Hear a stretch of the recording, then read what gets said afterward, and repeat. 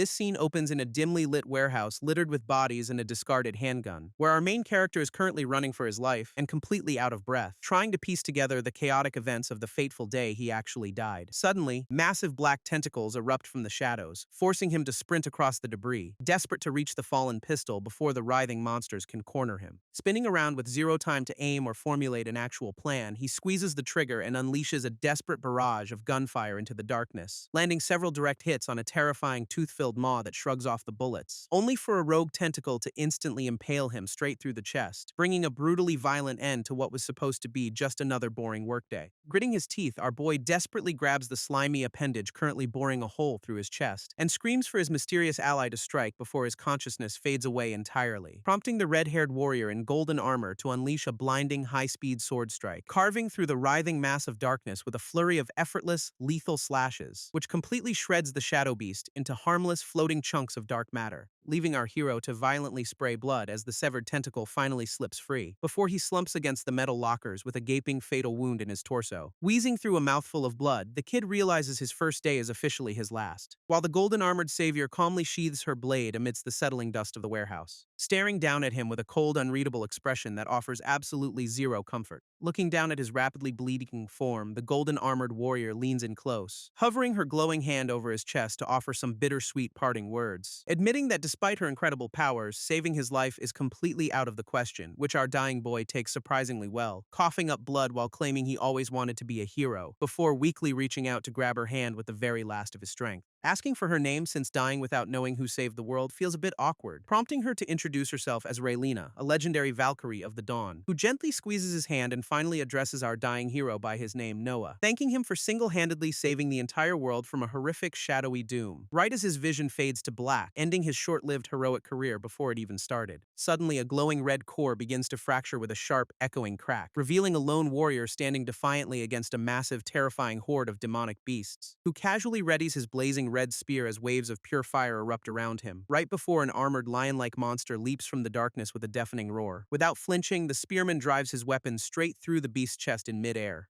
only for an even larger tooth-filled worm monster to immediately rise from the shadows, prompting the mysterious fighter to flash a sinister red-eyed grin at his next victim. Then he fearlessly dashes straight into the chaotic army to start his next bloody crusade, while Noah suddenly wakes up floating in a quiet cosmic void, completely devoid of any physical pain, clutching his head in confusion as his memories of the real world begin fading away. Noah tries to process the chaotic memories of that terrifying monster and this mysterious Valkyrie, wondering if this bizarre, star-filled cosmic void is actually his new afterlife before spinning around to check if he is truly alone in this endless space, only for massive, dark tentacles to suddenly wrap around him from the cosmic shadows, demanding to know what he possesses as they introduce themselves as the incarnation of the void. They explain that his shattered soul was scattered across the rifts, but they managed to recreate him, prompting Noah to offer a highly skeptical thank you to the floating blue flame of his soul, though staring at his glowing hand only leaves him feeling completely numb and detached. This cosmic entity quickly shuts down his gratitude, demanding the mysterious seal currently in his possession, leaving our boy completely bewildered since he has absolutely no idea what seal they are talking. This cosmic entity explains that a mysterious seal bonded with Noah's soul when he died, which sounds great in theory, except our boy has absolutely no idea how soul-searching actually works. But since he prefers not to anger the giant space octopus, he takes a deep breath, and suddenly a brilliant blue light erupts from his chest, completely catching him off guard, summoning a holographic system screen that helpfully lists his current age status as officially dead. Staring at the floating interface, Noah can barely believe his desperate attempt actually worked, though the screen only raises more questions by confirming the seal is permanently fused to his soul, leaving the cosmic entity to grumble about how separating the seal is now basically impossible. Hearing this, our hero can only offer a beautifully sarcastic shrug of disappointment, prompting the entity to offer him a new life and untold power, provided he becomes their puppet. Looking entirely unfazed, Noah casually asks what happens if he decides to reject their generous offer, and the cosmic entity immediately threatens to rip his soul away without a second thought, planning to digest his essence just to scrape out whatever power remains inside the seal, which earns a sarcastic grin from our boy as he realizes free will is completely off the table. Still, he jokingly asks if he can get a lawyer before signing his afterlife away,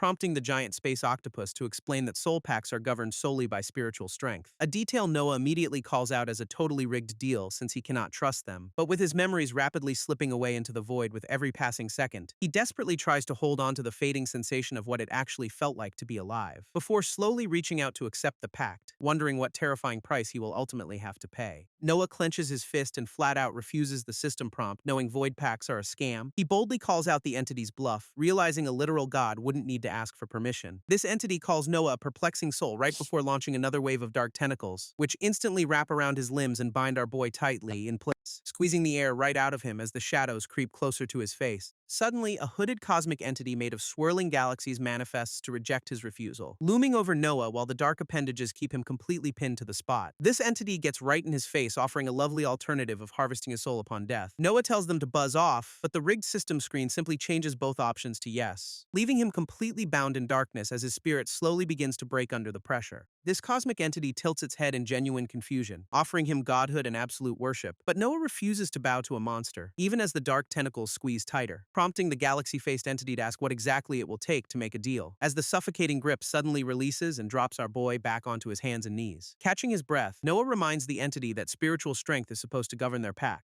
boldly proposing a new deal where his own spirit takes full control of the contract, which the entity laughs off, threatening to erase him from existence right then and there, only for Noah to flash a smug smirk, calling out their inability to actually do it. Amused by his sheer audacity, the cosmic entity bursts into laughter and accepts the terms, triggering a massive, painful surge of purple energy that begins transforming his soul for the real world. As the swirling purple energy of the void wraps tightly around Noah's physical form, a system notification pops up to confirm his transformation is complete and rebirth has officially begun, with the cosmic entity flashing a massive toothy grin, eager to watch his next moves, before our boy suddenly plunges headfirst into a swirling pool of dark, liquid energy, only for the system to announce he has successfully arrived in a brand new world called Erendir. Meanwhile, a group of hooded cultists chants dramatic praises around a glowing red-hot summoning circle, completely unaware that their terrifying abyssal demon is actually just a very confused, headache-ridden Noah. One hooded summoner immediately panics, absolutely losing his mind because their supposed demon can actually speak, prompting the rest of the cult to desperately rationalize this as some ancient divine test, leaving Noah sitting awkwardly in the spotlight as a bunch of weirdos bow down to worship him. Before Noah can even process his surroundings, a bound and gagged woman is dragged onto the stone, as the lead cultist begs him to accept her very life as a sacrificial offering to their new god, leaving our boy completely horrified as he realizes he has accidentally joined a literal human sacrifice. To make matters worse, a massive, bald executioner immediately draws a giant sword with terrifying ease, preparing to slice the poor woman in half right in front of his very eyes, prompting Noah to desperately search his mind for any kind of cheat code to stop this madness, which instantly triggers a glowing blue system screen that helpfully generates a brand new survival quest, telling him his only real option right now is to run for his absolute life, an instruction he is more than happy to follow as he prepares to bolt from the altar. Realizing these crazy cultists actually think he is some kind of all-powerful, bloodthirsty, ancient elemental. Standing tall on the altar, Noah demands to know where he is, pointing accusingly at the cultists, who immediately bow and tremble, explaining they summoned him to Erendir in exchange for an awakened life. Noah puts on a dramatic show of anger, though internally he cringes hard at his own terrible acting. This panicked cultist quickly try to reassure their Great One that he can enter the material realm at will. Sitting back to think, our boy desperately tries to plan his next move with zero information, prompting the system to ding and unlock the Identify perk, a universal skill for analyzing his surroundings. Peeking through his fingers, Noah decides to test this new power on the people standing right before him. His scan reveals a weak cultist, a deadly abyssal executioner, and a captured flame warden who might be his ticket out. Realizing he needs a massive distraction to free her, Noah spots a glowing blue screen offering a solution, and eagerly reaches into the inventory slot to grab a mysterious scroll that could change everything. Noah pulls out the scroll, completely baffling the cultists who must mistake his basic inventory trick for high-tier space magic. Turns out, the scroll is just a cosmic welcome letter detailing the terms of his highly volatile soul contract. Seizing the moment, our boy raises the scroll and dramatically decrees that the sacrificial woman must be spared. This sudden change of plans immediately throws the hooded cultists into a wave of confused, sweaty murmurs, prompting Noah to flash a menacing glare and coldly ask if they dare to reject his divine command. This panicked summoners quickly stammer that skipping the blood sacrifice is completely unprecedented in their dark history, but Noah shuts them down with a sharp shout, casually stepping off the altar to take control, walking straight over to the bound captive to inspect his supposed new servant up close. Leaning down, he quietly whispers that he has no clue what is happening, begging her to play along, instructing her to rise on his cue so they can both escape this crazy cult alive. Noah raises his hand and dramatically shouts that the captive woman is now his personal servant, but his theatrical performance only earns him highly suspicious glares from the cult leaders below, instantly breaking his cool facade as he realizes his bluff has completely and utterly failed. One of the cultists points out the obvious, screaming that their elemental is actually just a regular human, prompting the furious cult chief to order his capture just as Noah's escape quest officially fails, forcing him into a brutal new survival quest where his only option is to fight or die. As a heavy brass key clatters onto the stone floor during the chaotic scuffle, seizing the initiative, our boy mounts the giant executioner and unleashes a relentless barrage of savage punches, leaving the massive brute completely incapacitated and trembling on the cold stone floor. Until Noah halts his final blow, his eyes locking onto the shiny key resting just out of reach. Noah lunges forward across the stone floor, desperately reaching out to grab the fallen brass key. Snatching the metal in midair, he hurls it toward the captive woman while screaming for her to wake up. But as the key flies through the air, a sharp blade suddenly flashes right past his face, forcing our boy to spin around and raise his fists as another cultist steps up to fight, while the massive bald executioner charges back into the fray, swinging his giant sword with absolute fury.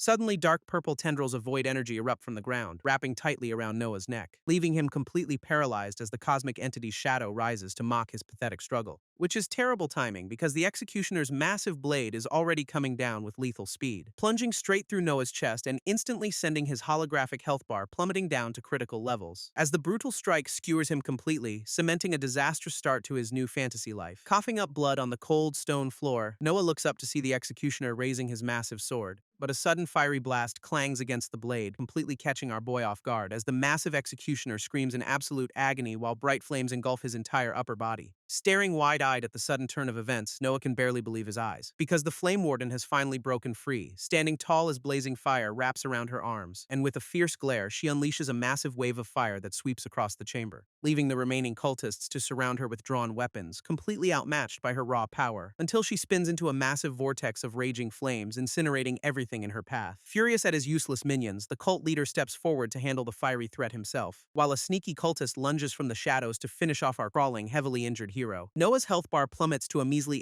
8% as a sneaky cultist prepares to strike, but the cosmic entity's dark power suddenly surges, forcing a brutal counterstab through the shadow's chest, sending a massive wave of fresh blood splattering across the cold stone floor, which instantly triggers a barrage of system notifications announcing the common cultist has been completely consumed. As the bloody blade swings down to finish the job, more crimson splatters across the chamber. This system confirms he somehow completed a secret objective to free the captive Flame Warden, Aurelia, leaving our boy staring in absolute disbelief at the glowing blue screens floating before his eyes. Unfortunately, his health bar continues to tick down to a critical 6% while he bleeds out, forcing him to collapse face first onto the hard stone floor in complete and utter exhaustion, cursing his absolute trash luck for seemingly dying the exact same day he arrived in this world. Just as his life flashes before his eyes, a system prompt offers him a path awakening, and before he can even process the transition, Noah wakes up staring at a giant claw machine, realizing he has somehow been transported straight into a brightly lit, noisy arcade, a nostalgic setting he definitely did not expect to see after almost getting skewered. Suddenly, a calm voice cuts through the neon noise, welcoming our boy to the area,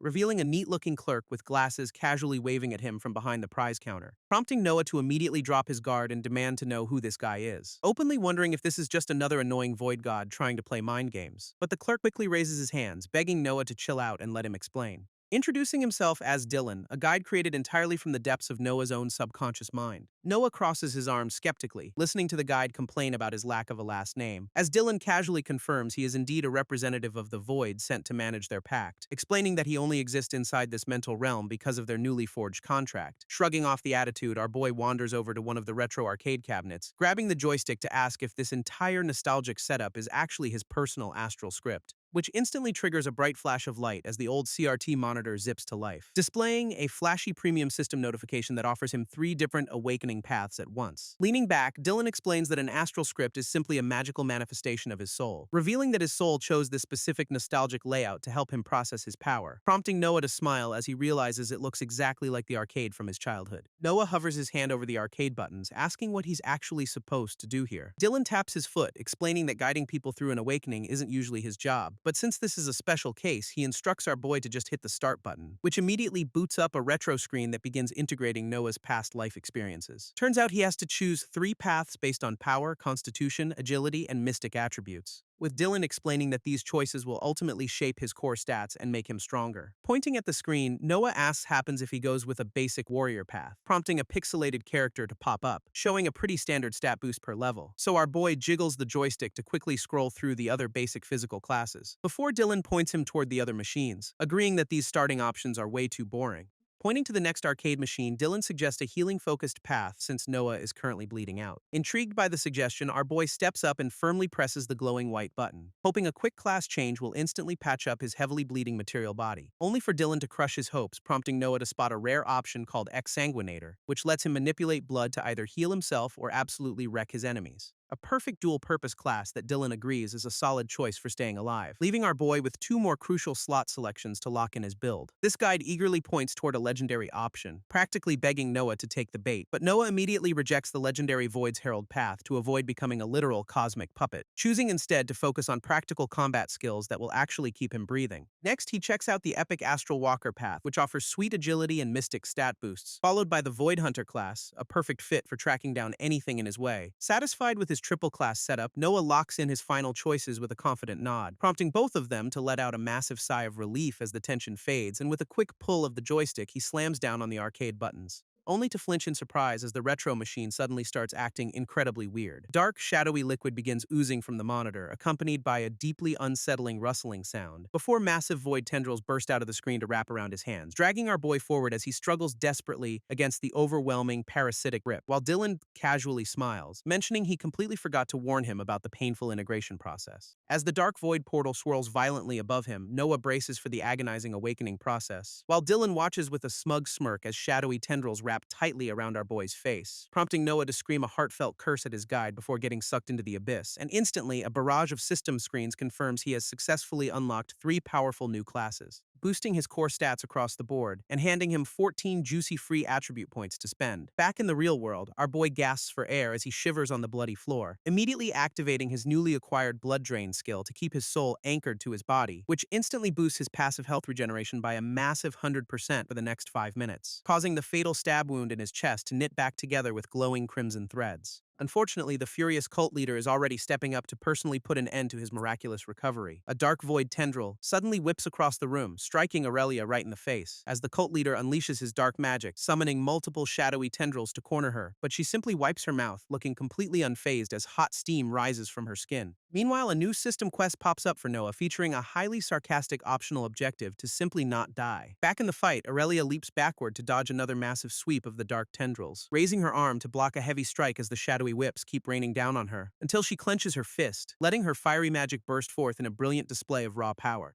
charging straight toward the floating cult leader while deflecting his dark attacks with her blazing fists. While the madman laughs hysterically, completely unaware that a very angry fire mage is about to ruin his day, resulting in a massive explosive clash of fire and shadow that shakes the entire underground chamber. Staring at the ridiculous quest screen, Noah desperately tries to figure out his next move, especially since his newly updated status screen shows 14 unassigned attribute points waiting to be spent, leaving him to debate whether to dump them all into one stat or play it safe. With a sudden spark of determination, our boy decides to go for a balanced build, instantly boosting his stats across the board to give himself a fighting chance in this madness. Meanwhile, Aurelia continues her relentless assault, diving straight through the dark tendrils to strike the leader, landing a heavy blow before gracefully pivoting away as the cult leader struggles to keep up, only for her to slam her blazing fist directly into the stone floor with explosive force, shattering the cult leader's defensive stone barriers into a million tiny useless pieces. This sudden display of raw power leaves the madman sweating as his smug confidence completely evaporates. Seizing her chance, Aurelia rains down a massive barrage of fiery boulders from above, forcing the panicked cult leader to quickly weave a defensive shield of dark magic, which results in a massive blinding explosion that rocks the entire underground chamber. Meanwhile, Noah spots a discarded sword on the floor and quickly grabs it, immediately storing the weapon into his handy system inventory for later use, before pushing himself up to stand, feeling much better after his quick healing. Glancing back toward the center of the room, our boy suddenly freezes, calling out to Aurelia as she gets violently blown back by a powerful shockwave, only to turn around and find the floating cult leader looming right behind him, who hilariously tries to claim this whole murderous ritual was just a giant misunderstanding. Noah quickly plays along, claiming he is a divine emissary sent to deliver a vital message. This cult leader demands to know if our boy thinks he is an absolute idiot, But the madman's furious expression quickly shifts into pure, unadulterated disbelief, as Noah dramatically unrolls a scroll, addressing the cult leader by his actual name, claiming the cosmic entity itself has personally sent down a divine response to his prayers. Our boy flashes a smug grin, hyping up the scroll as a once-in-a-time honor, except the cult leader instantly sees right through the bluff, preparing to strike, unleashing a massive wave of dark energy that forces Noah to panic in real time, prompting him to quickly activate his newly acquired Astral Walker blink skill to escape, teleporting safely out of harm's way just as the dark magic obliterates his previous position. Reappearing mid-air, Noah immediately summons his inventory screen to grab his newly stored weapon, reaching right through the glowing interface to pull out the discarded sword, ready to turn this desperate magical skirmish into a very personal physical encounter. And with a sudden drop, our boy dives straight toward the distracted cult leader, driving the blade clean through the madman's chest in one fluid, brutal motion, leaving the shocked cult leader spitting up blood as his grand plans instantly fall apart, while Noah slides gracefully across the stone floor to secure his landing. Clutching his bleeding chest, the weakened villain can only gasp as Noah yells for backup, prompting Aurelia to stomp her foot down, unleashing a massive wave of explosive fire. As she charges forward to personally deliver the final blazing blow to their enemy, Aurelia delivers a devastating, fire-infused kick straight to the weakened cult leader's chest, sending him flying across the chamber like a flaming ragdoll in a spectacular explosion, as he violently crashes into the stone wall, coughing up a fresh wave of blood. But our fiery mage isn't even close to finished, leaping high into the air and unleashing a relentless barrage of blazing punches directly onto the helpless villain, absolutely obliterating his smug face with a series of highly satisfying explosive strikes before raising her leg high to charge up one final devastating fire-infused axe kick, which slams down with enough force to officially put the cult leader out of commission. Instantly, a massive wave of system notifications alerts Noah that his 3 classes have leveled up, boosting his core stats even further and granting him another 14 free attribute points to spend. A rare tome reward pops up alongside a weird notification about absorbing the dead boss. And with the threat finally neutralized, our boy collapses backward onto the stone floor in pure relief, only for Aurelia to step over him, demanding some immediate answers about his bizarre arrival, prompting Noah to cheekily tell her she's welcome instead of explaining his magical summoning circle entrance. But the fiery mage isn't playing around, summoning a flame to threaten this potential shape-shifting monster, demanding to know if he is actually a human native to this fantasy world, which instantly triggers a massive wave of panic in our boy's mind, as he realizes telling the truth might get him executed on the spot, so he quickly decides to lie, firmly denying that he is from another world, leaving her to suspiciously ask if he is allied with the cultists or the Iron Fists. Noah pushes himself up, genuinely clueless about these factions, while Aurelia aggressively demands some straight answers. He quickly denies any connection, staring nervously at the blazing fire swirling in her clenched fist. Letting the flames die down, Aurelia actually apologizes for her intense interrogation and thanks him for the assist. She admits that getting betrayed by her own adventuring team earlier today has left her completely on edge. Our boy offers a sympathetic nod, agreeing that she has had an absolutely brutal day. Trying to explain his weird behavior, Noah mentions his system quest literally told him to avoid dying, which only leaves the fiery mage completely baffled by his bizarre otherworldly gaming terminology. Giving up on the explanation, Noah casually reveals he died at his job before getting reincarnated here. This wild claim completely shocks Aurelia, who points out that resurrection requires divine intervention, but our boy simply shrugs, admitting he is just as clueless about this magical mess as she is.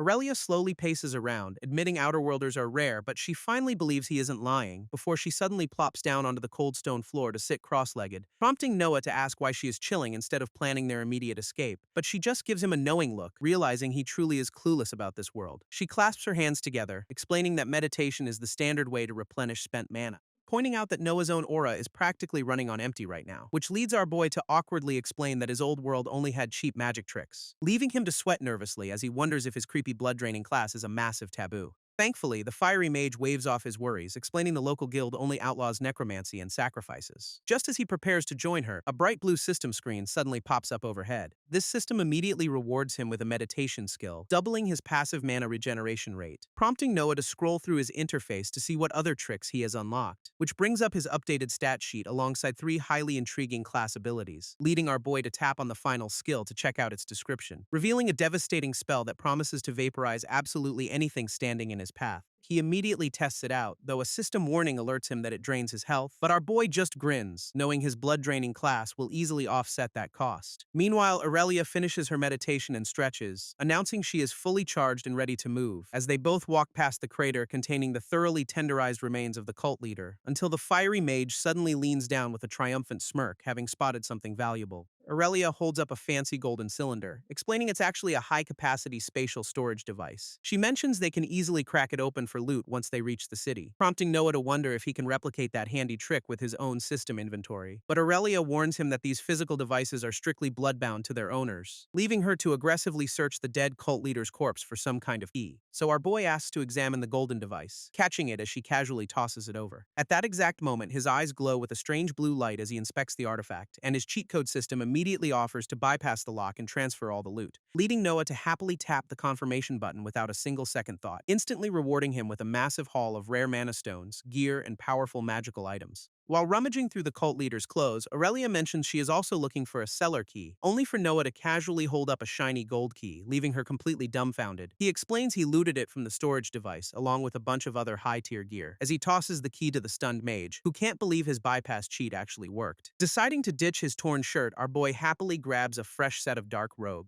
But as he slips them on, he notices a bizarre golden ring that looks incredibly suspicious, which turns out to be a creepy, eyeball-embedded accessory known as the Ring of Abyssal Eye. Aurelia reassures him it's not cursed, explaining it actually grants a massive boost to his mana capacity, prompting Noah to reluctantly slip it on, even if the literal eyeball keeps staring right at him, instantly upgrading his identification skills while giving his magical stats a much-needed passive boost. Suddenly, Aurelia delivers a brutal kick that sends another lingering cultist flying across the room. Noah glances over, realizing his newly upgrading identification skill lets him see her level, revealing she is a level 68 Flame Warden who is almost as strong as the boss, prompting our boy to quickly test out his new gear and check his inventory, as he happily summons a pair of dual daggers to practice his combat swings. Meanwhile, Aurelia slowly walks over to the pile of ashes left by the cult leader, summoning a small flame in her hand as she looks down with a solemn expression, asking Noah if that desperate fight was actually his very first time taking a life. She admits her years of adventuring have made it incredibly easy to spot the signs, leading Noah to ask why she still chooses this dangerous life of constant violence.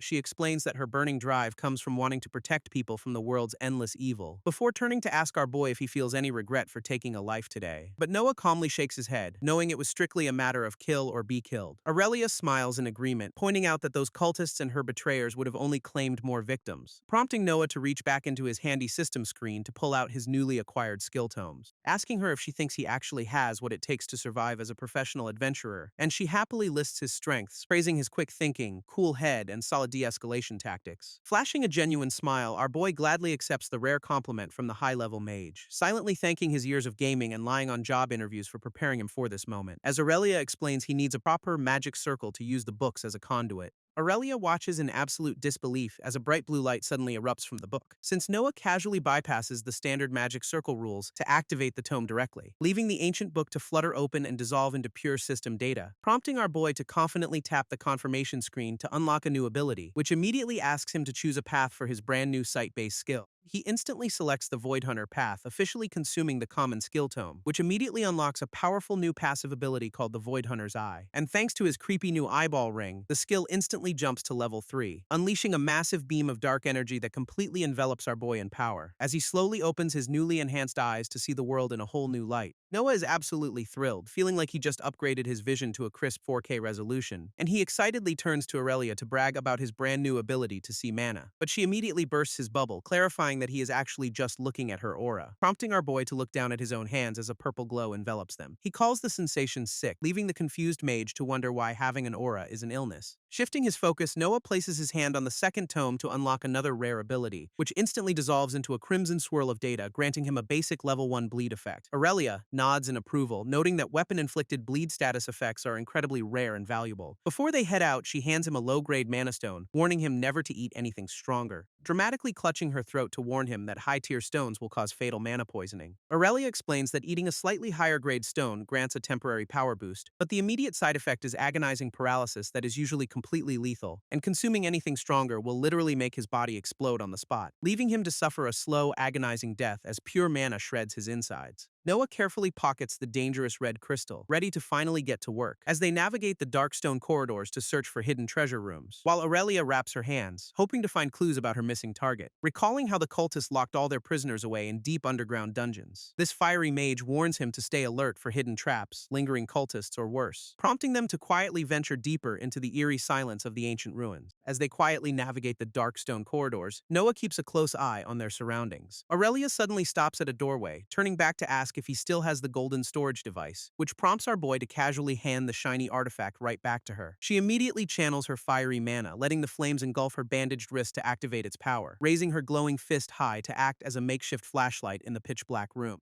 illuminating a massive stone tablet covered in strange ancient runes that detail the cult's dark history, leading Noah to reach out and touch the carvings, realizing human greed never truly changes across worlds. This fiery mage bitterly lists the classic excuses, from the simple allure of power to being led completely astray, pointing out that these cultists were still fully grown adults who chose to commit these atrocities. Before she kneels down to search the floor, leaving Noah to ponder the grim reality of this world. Pointing at a flickering stone floor, Aurelia warns Noah that it's actually an illusionary trap. Our boy clarifies he doesn't pity the cultists, but wonders about those forced into this life. Aurelia explains that the holy priests of Hellion have been purging abyssal corruption for ages, using a sacred purification ritual designed to burn away any trace of dark influence, which basically translates to a brutal public execution where survivors are left completely broken. Hearing this, Noah clenches his fist in disgust, calling out the sheer cruelty of their system, but the fiery mage coldly shrugs it off as a necessary evil of their world. Suddenly, Aurelia halts in her tracks, pointing ahead as her eyes light up with excitement, revealing a massive stone door sealed tight by a swirling vortex of blue magical energy. Deciding against finding a key, she casually prepares to punch the magical barrier into oblivion. Aurelia channels her explosive fire magic, letting the flames wrap around her bandaged fist, and she winds up a massive punch, ready to obliterate the magical barrier, unleashing a devastating explosion that completely shatters the stone door into tiny pieces, leaving Noah to dryly comment on her incredibly subtle and quiet breaching tactics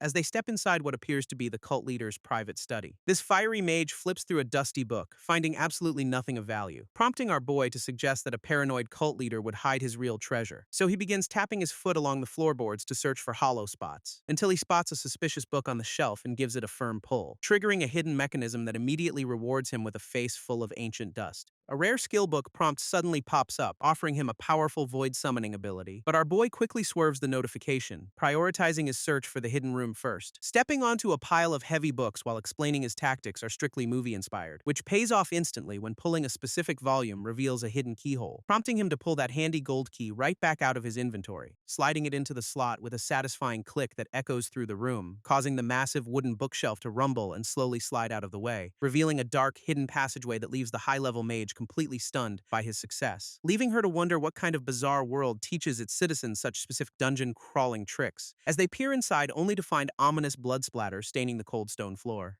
Aurelia raises her bandaged finger, casting a small glowing light spell to illuminate the dark path, revealing a grim, blood-splattered dungeon corridor lined with heavy iron cell doors on both sides, when suddenly a bright blue system screen pops up right in front of Noah's face, offering him a brand new hidden quest that warns of dark secrets buried behind these stone walls. But before he can even accept, the fiery mage charges ahead with pure rage in her eyes, unleashing a devastating flaming punch that completely obliterates a creepy pale monster lurking in the shadows, only to find a horrifying pile of fused, writhing bodies blocking their path forward, as the tragic victims scream out in absolute agony, begging for their suffering to end, prompting Aurelia to raise her blazing fist once more, warning the tragic abominations to stay back, while Noah watches in horror, deeply unsettled by the sheer helplessness of their agonizing screams. Stepping forward, Aurelia raises her hands as blazing flames erupt around her bandaged wrists. She unleashes a massive pillar of fire to incinerate the horrifying pile of flesh, but the writhing abomination merely thrashes in the flames, refusing to go down easily. Noah watches in sheer disbelief, wondering how this grotesque nightmare is still clinging to life, as his hands begin to tremble from the sheer pressure of the creature's overwhelming malice. This agonizing screams of the fused victims echo through the dark corridor as they twitch violently, unleashing a deafening, high-pitched shriek that triggers a sudden warning from Noah's system, which immediately slaps our boy with a nasty terror debuff, tanking all of his stats. Coughing up blood from the mental shock, Noah barely has time to react before it leaps, crashing down with a brutal strike that shatters the stone floor right where he stood. In a desperate bid to survive, Noah instantly triggers his newly acquired blink skill, teleporting him safely out of harm's way just as the creature's attack crushes the stone floor. But Aurelia isn't so lucky as the grotesque abomination suddenly turns its fury on her, slamming the powerful mage hard against the stone wall with a brutal, bone-shattering strike, leaving the screeching monster to gloat over its sudden upper hand in the dark corridor.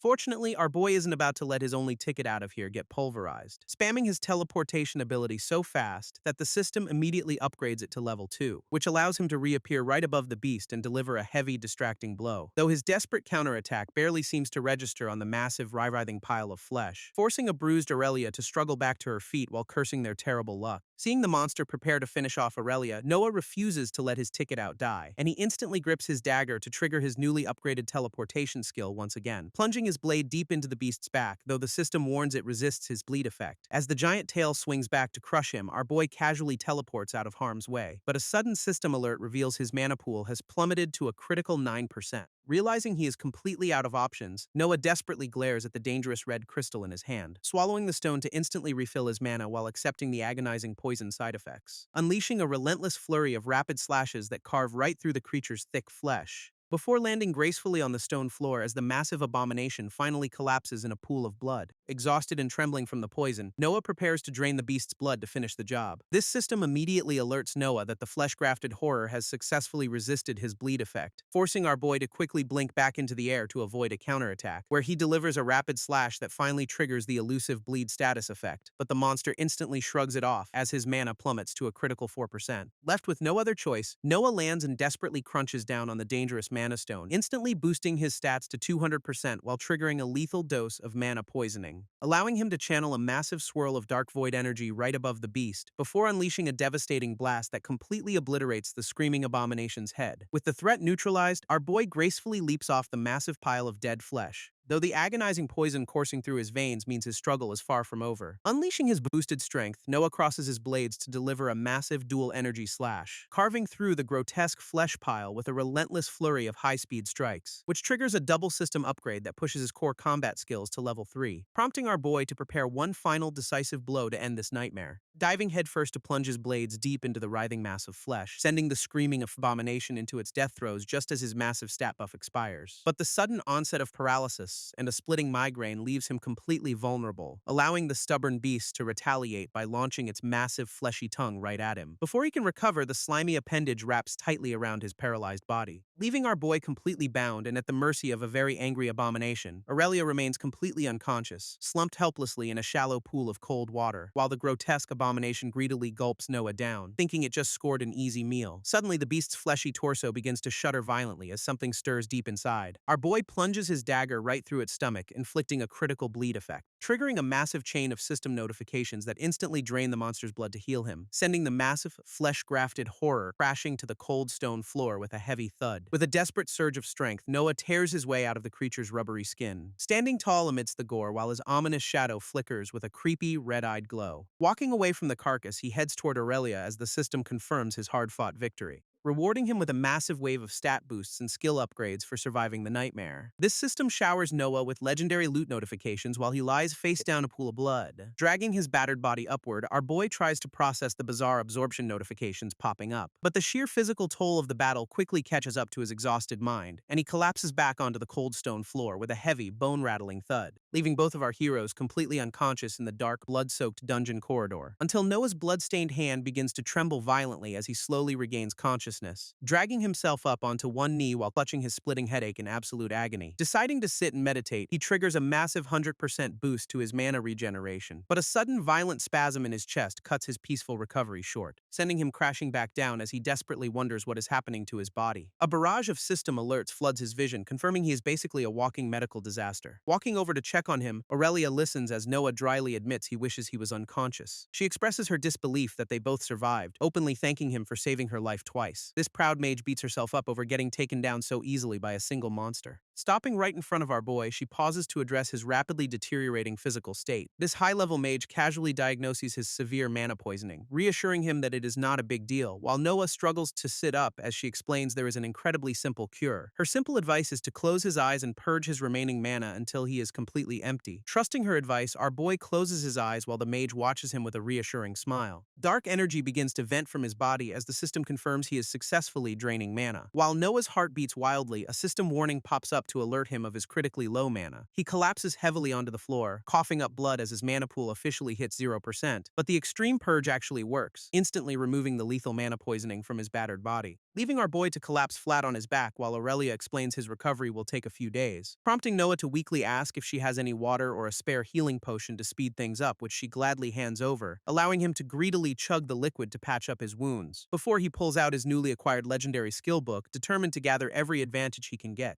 placing his blood-stained hand onto the cover as the ancient tome begins to glow with blinding light, triggering a legendary system prompt that asks if he wants to unlock the powerful new lifeblood ability. And with a sudden burst of golden energy, his class officially unlocks the devastating new skill. This system screen reveals his new lifeblood skill permanently doubles his health regeneration, prompting Aurelia to ask what it does while Noah explains his new emergency healing reserve, which immediately makes the powerful mage pout about how unfair his ridiculous luck is. Shrugging it off, Noah points out that her entire magical world is unfair to him, but their banter is cut short as a mysterious prompt asks to consume an unknown item. Swiping his hand, Noah unlocks a legendary item called the Shard of Infinite Potential, hoping this mysterious artifact will finally upgrade his basic identification skill to reveal hidden secrets, though he squints at the missing text while Aurelia explains it might be sealed or broken. Suddenly, a chaotic storm of system alerts surrounds Noah, warning him about genetic code modification, leaving our boy paralyzed on his knees while a worried Aurelia asks what is happening. While Noah panics, a flood of system notifications suddenly flashes right before his eyes, revealing a mysterious new quest to track down the scattered shards of an unknown artifact. But his body suddenly rejects the massive influx of energy, forcing him to choke up blood. Luckily, his Devourer trait kicks in to forcefully trigger a purification process on his failing body, purging the toxic corruption from his system in a violent, terrifying spray of black fluid, as he violently hacks up the remaining poison while his vision begins to blur, leaving him completely dizzy and collapsed in a massive puddle of his own dark blood. Fortunately, the system confirms the purification worked, boosting his stats and removing his debilitating fatigue, though the sheer physical exhaustion still leaves our boy barely able to keep his eyes open, and he faceplants hard onto the stone floor while a stunned Aurelia watches in absolute silence. Aurelia watches him in utter disbelief, wondering what kind of toxic wasteland our boy originally came from. Meanwhile, Noah finally gets to wash off the grime under a steaming hot shower, reflecting on how he went from a miserable office job to absorbing blood in a single day. Turns out a simple hot shower is literally enough to trigger a full system cleanse, leaving him feeling completely refreshed and looking like a brand new action hero, before he sits down on a proper bed to review his updated status screen. This system reveals a massive jump in stats, along with 30 unallocated attribute points, prompting our boy to swipe the screen only to freeze in absolute shock, as he discovers his Devourer trait grants a permanent 5% boost to all attributes. He swipes to learn that his growth attribute will continuously scale with his own actions. As a massive surge of power flows through Noah, his stats shoot straight through the roof, and right on cue, Aurelia creaks the door open to check if he finally survived, prompting our boy to awkwardly offer her a turn in the steaming hot shower.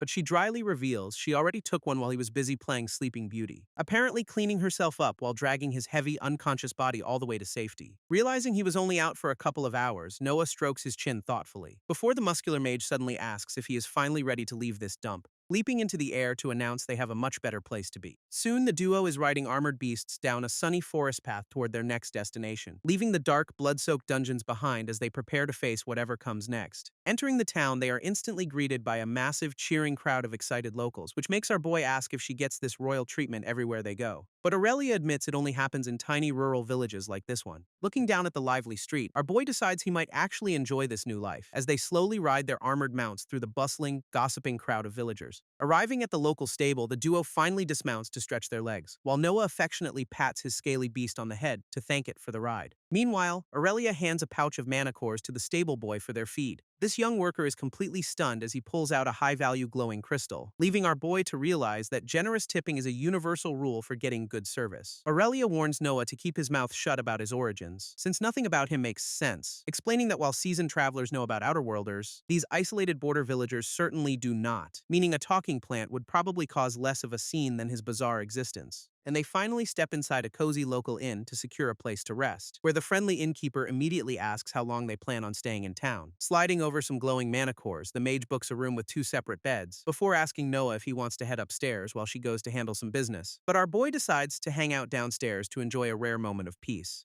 until he accidentally lets slip another weird comment that instantly raises the innkeeper's eyebrows, earning him a stern warning from Aurelia to stop talking before he ruins everything. Chuckling at Aurelia's fiery attitude, Noah jokes with the innkeeper about how much he actually enjoys her feisty nature. Offering him a drink, the innkeeper notes that anyone emerging from the Lost Woods is either an idiot or an adventurer. Either way, a stiff drink is exactly what a weary traveler needs to settle their nerves. Although it is still quite early in the day, our boy decides some alcohol is exactly what he needs, prompting the host to loudly order a fresh mug of ale from his busy staff amidst the noisy tavern chatter. Before the drink arrives, Noah introduces himself and casually admits that he is indeed brand new to this world, Grabbing the heavy wooden mug, he prepares to drop a massive truth bomb on the unsuspecting local. Chugging the ale, he casually mentions he only awakened yesterday, sending the innkeeper into absolute shock. This warning falls on deaf ears as the man advises him to dump the girl before he gets killed, leaving our boy to happily savor his delicious drink without a single care in the world. Noah quickly clarifies that he only awakened because a near-death situation forced his hand, extending a hand to introduce himself as Lorian while our boy politely shakes it, and a quick system scan reveals the friendly host used to be a warrior, prompting Noah to ask what kind of monster could permanently strip away someone's magic. Lorian explains his party bit off way more than they could chew in a northern dungeon, where a translucent pearly nightmare paralyzed them instantly and slaughtered most of his crew, leaving him with zero answers about the mysterious beast that ruined his life. Chugging his drink, Noah is instantly annoyed when his new passive skill cures his intoxication, slamming his mug down in frustration because he literally cannot even get a buzz, until Lorian points out he can just toggle the passive off to enjoy his drink. Thrilled with this loophole, Noah demands another round to celebrate his newfound cheat code, while Lorian laughs and points out that his skill is basically the ultimate hangover cure. And a short while later, our boy successfully triggers a high-level intoxication debuff, only for his lifeblood passive to instantly kick in and purge the alcohol from his system. Shifting gears, Noah asks the innkeeper about the mysterious disappearances plaguing the local woods, prompting Lorian to sigh as he confirms that locals have indeed been vanishing into thin air, a dark trend that started 6 months ago when 2 searchers vanished without a trace, forcing the terrified villagers to completely abandon the forest after professional adventurers found absolutely nothing. Things only got worse when the local mines collapsed, leaving 0 survivors for the rescue teams, which led the town to seal the place off until a new squad was summoned recently. Lorian explains that sealing the mines permanently would completely ruin the local economy, especially since terrifying, ghostly howling has been echoing from the dark depths lately, raising massive concerns about a potential undead infestation that could attract the guild, which would force a total evacuation that absolutely nobody in town wants. Stepping outside to clear his head, Noah takes a stroll down the street, but he suddenly stops when he notices a noisy crowd gathering nearby, hearing anxious villagers gossip about the mayor's sudden decision to seal the mines, since the sole surviving adventurer just returned with some incredibly grim news, prompting the panicked crowd to storm right up to the mayor's office, as a weary man slowly opens the door to face the angry mob. This mayor tries to calm down a furious, bearded miner named Jerome, who loudly accuses the leader of trying to starve the entire town to death, prompting the stressed mayor to plead that sealing the mines is their only hope for survival. Squeezing through the mob, Noah suddenly bumps right into Aurelia, who is equally shocked to see him. Turns out, she wanted a private chat with the mayor about the party that betrayed her, and since they both need supplies, our boy suggests they step in to help, telling the skeptical mage to watch and learn as he boldly pushes through the crowd. Our boy confidently steps right between the 2 arguing men, instantly catching everyone off guard, smoothly suggesting they collaborate on a solution instead of screaming at each other like children, leaving the stunned leaders to wonder who this incredibly confident stranger actually is. This group heads out to the sealed mine, which is completely buried under a massive rock slide, where Jerome explains this place was actually a young dungeon that died when its core was destroyed, prompting a highly confused Noah to ask if dungeons can actually kick the bucket, since a tamed dungeon is basically a gold mine that can literally build entire kingdoms. Aurelia wonders if they are dealing with a nation-level undead threat that would mobilize every major guild, but the bearded miner clarifies it was just a standard run-of-the-mill Earth-type dungeon before the collapse. Staring at the massive wall of solid rock, our boy wonders if his obliterate skill could clear it. Instead of using magic, they all grab heavy pickaxes and start hacking away at the stone,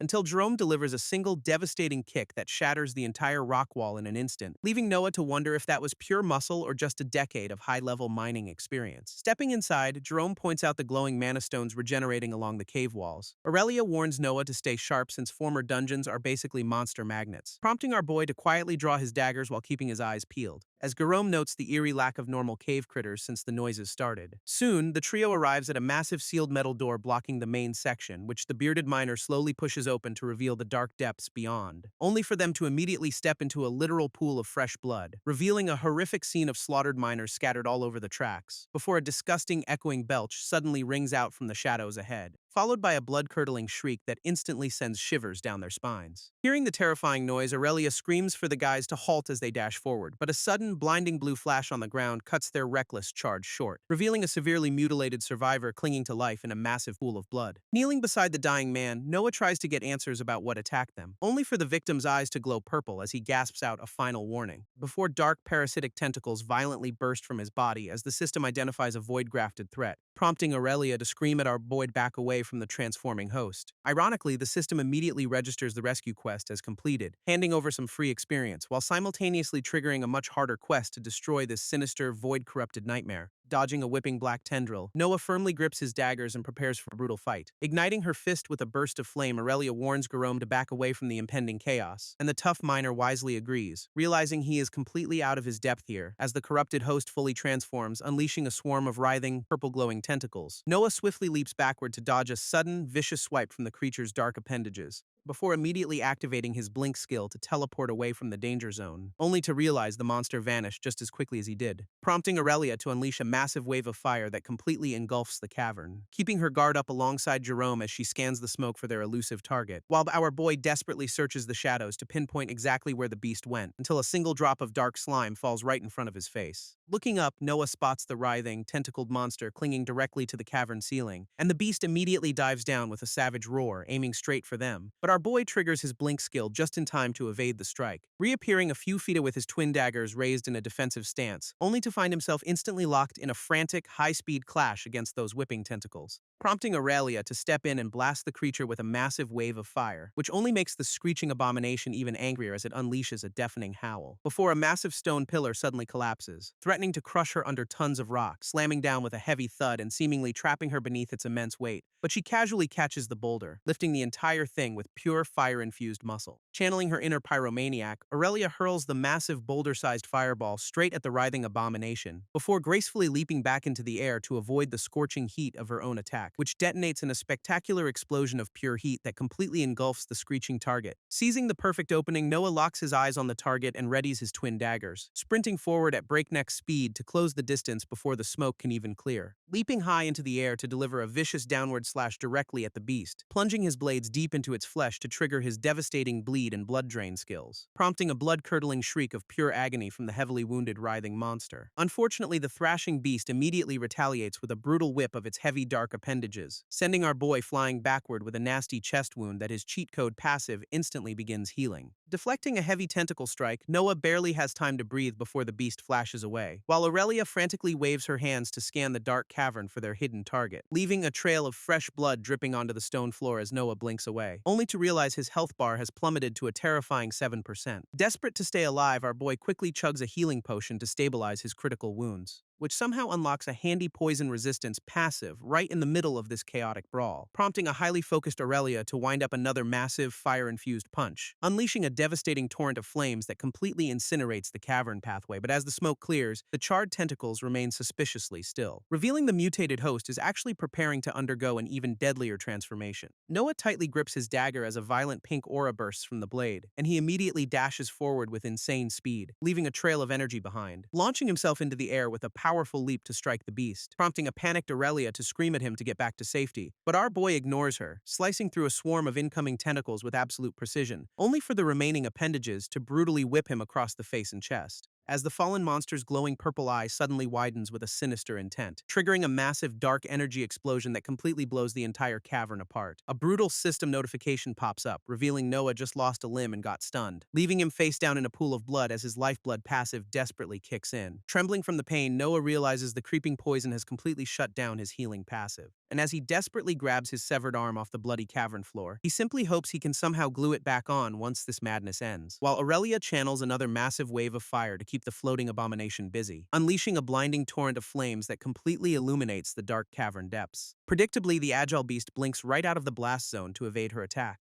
but Noah is already blitzing forward with his remaining dagger clamped firmly between his teeth, delivering a brutal, bone-shattering headbutt that catches the void-corrupted monster completely off guard, before instantly triggering his obliterate skill to slice the screeching beast wide open, and even tearing into its dark flesh with his bare teeth to force his passives to level up. This battle descends into absolute chaos as whipping tentacles clash against Aurelia's flames and Noah's desperate slashes. Realizing they need a massive reset, the fiery mage commands our boy to fall back immediately. Noah quickly retreats as a towering wall of blazing fire erupts right in front of him, completely engulfing the writhing abomination in a scorching inferno that lights up the entire cave. But as the smoke clears, they realize the slippery beast has vanished into thin air, our boy suddenly realizes the monster's trick, shouting that it can only teleport through the shadows, prompting Aurelia to immediately gather her mana and prepare to light up every single corner, weaving a massive blinding sphere of pure heat that leaves absolutely nowhere for the beast to hide, before unleashing a devastating solar flare that rattles the very foundations of the cavern floor. Exposed by the brilliant light, the desperate creature tries to scramble away, but Noah is already moving. Noah plunges his dagger deep into the writhing monster, determined to end this fight, but the slippery beast instantly blinks away, escaping his blade in a flash of purple light, only to reappear behind them and wrap its disgusting tentacles tightly around a helpless Garome. Seeing Aurelia preparing another massive fireball, our boy quickly yells for her to hold her fire, because he has a much better plan to exploit the monster's connection to the void, pulling out a legendary quest item known as the Letter of the Void God. Sensing the divine artifact, the terrified beast instantly freezes as Noah reveals their shared connection, triggering his powerful Voidborn perk to unleash an incredibly oppressive dark aura of his own, demanding the creature release the hostage immediately with a voice dripping with pure malice, which actually works, forcing the shrieking abomination to toss Jerome aside and charge at him. Seizing the distraction, Noah spins around and unleashes a blinding high-speed slash with his dagger, plunging his blade directly into the monster's core as he activates his blink skill, reappearing safely on the ground just as Aurelia dashes forward to take her turn, leaping high into the air to summon a massive swirling vortex of pure flame, which detonates in a spectacular explosion that completely rattles the entire cavern floor. Walking out of the smoke, Noah approaches the heavily charred, twitching body of the beast, keeping his dagger ready as he steps past the blazing walls of fire, only for the mutated host to weakly look up, begging our boy to end his misery, prompting Noah to look down with a solemn expression before raising his blade, delivering a swift mercy blow that finally removes the deadly necrosis poison from his system. With a final relieved sigh, the host's corrupted eye slowly closes as he gasps out his gratitude, and the system immediately floods Noah's vision with a massive wall of level-ups and epic rewards, leaving our boy and Aurelia horrified to realize the poor miner was conscious inside that nightmare the entire time. But the grind never stops, especially when a prompt asks if he wants to consume the corpse, prompting Noah to tap the yes button without a single shred of hesitation, sending a massive pillar of golden light erupting from the fallen body as the absorption process begins, which successfully feeds his devourer skill while unlocking the tragic memories of the deceased host, though the sudden mental influx of raw trauma instantly drops our boy to his knees in agony, forcing him to witness the horrific torture and absolute suffering inflicted by the sinister cultists, fueling a burning rage inside Noah as he swears to hunt down every last member of the abyssal cult. With his eyes glowing red, Noah vows to hunt down and slaughter every last cultist, but Aurelia gently places a hand on his shoulder, insisting they find him a healer, helping our battered boy limp out of the dark cavern as they head back to safety. Once they are resting, the fiery mage crosses her arms and demands some real answers, admitting she held back her curiosity because Outworlders usually have weird, unexplainable powers. But Noah's bizarre performance has officially forced her to stop playing nice. She raises 3 fingers, explaining she can clearly sense 3 distinct mana types in his aura, leaving our boy in deep thought as she points out how unusually powerful those paths are. Not to mention his combat instincts look way too polished for a supposed rookie, especially since he randomly spawned right in the middle of a dangerous void cult. Even with all his secrets, Aurelia appreciates that Noah still stood by her side during the chaos, prompting our boy to casually claim he just practiced a bunch of martial arts back in high school, explaining that being dropped into a literal death trap made him keep his mouth shut, which the fiery mage surprisingly accepts with a quiet nod of understanding, before pointing her bandaged finger directly at his forehead to share a massive secret of her own, warning him that mutual trust is the only thing keeping her from doing something highly regrettable, as she reveals her ultimate goal was simply finding out if he was a worthy travel partner, presenting a mysterious golden ring wrapped in a strange red aura for him to inspect. But when Noah's initial scan comes up completely blank, she tells him to try harder, finally dispelling the veil to reveal a legendary cheat item that literally cheats death itself. Noah nods as Aurelia admits her little test was just to see if he was trustworthy, but she still has a ton of questions about his bizarre void-controlling abilities, wondering if our boy somehow managed to trick her high-level sensing skills from the start,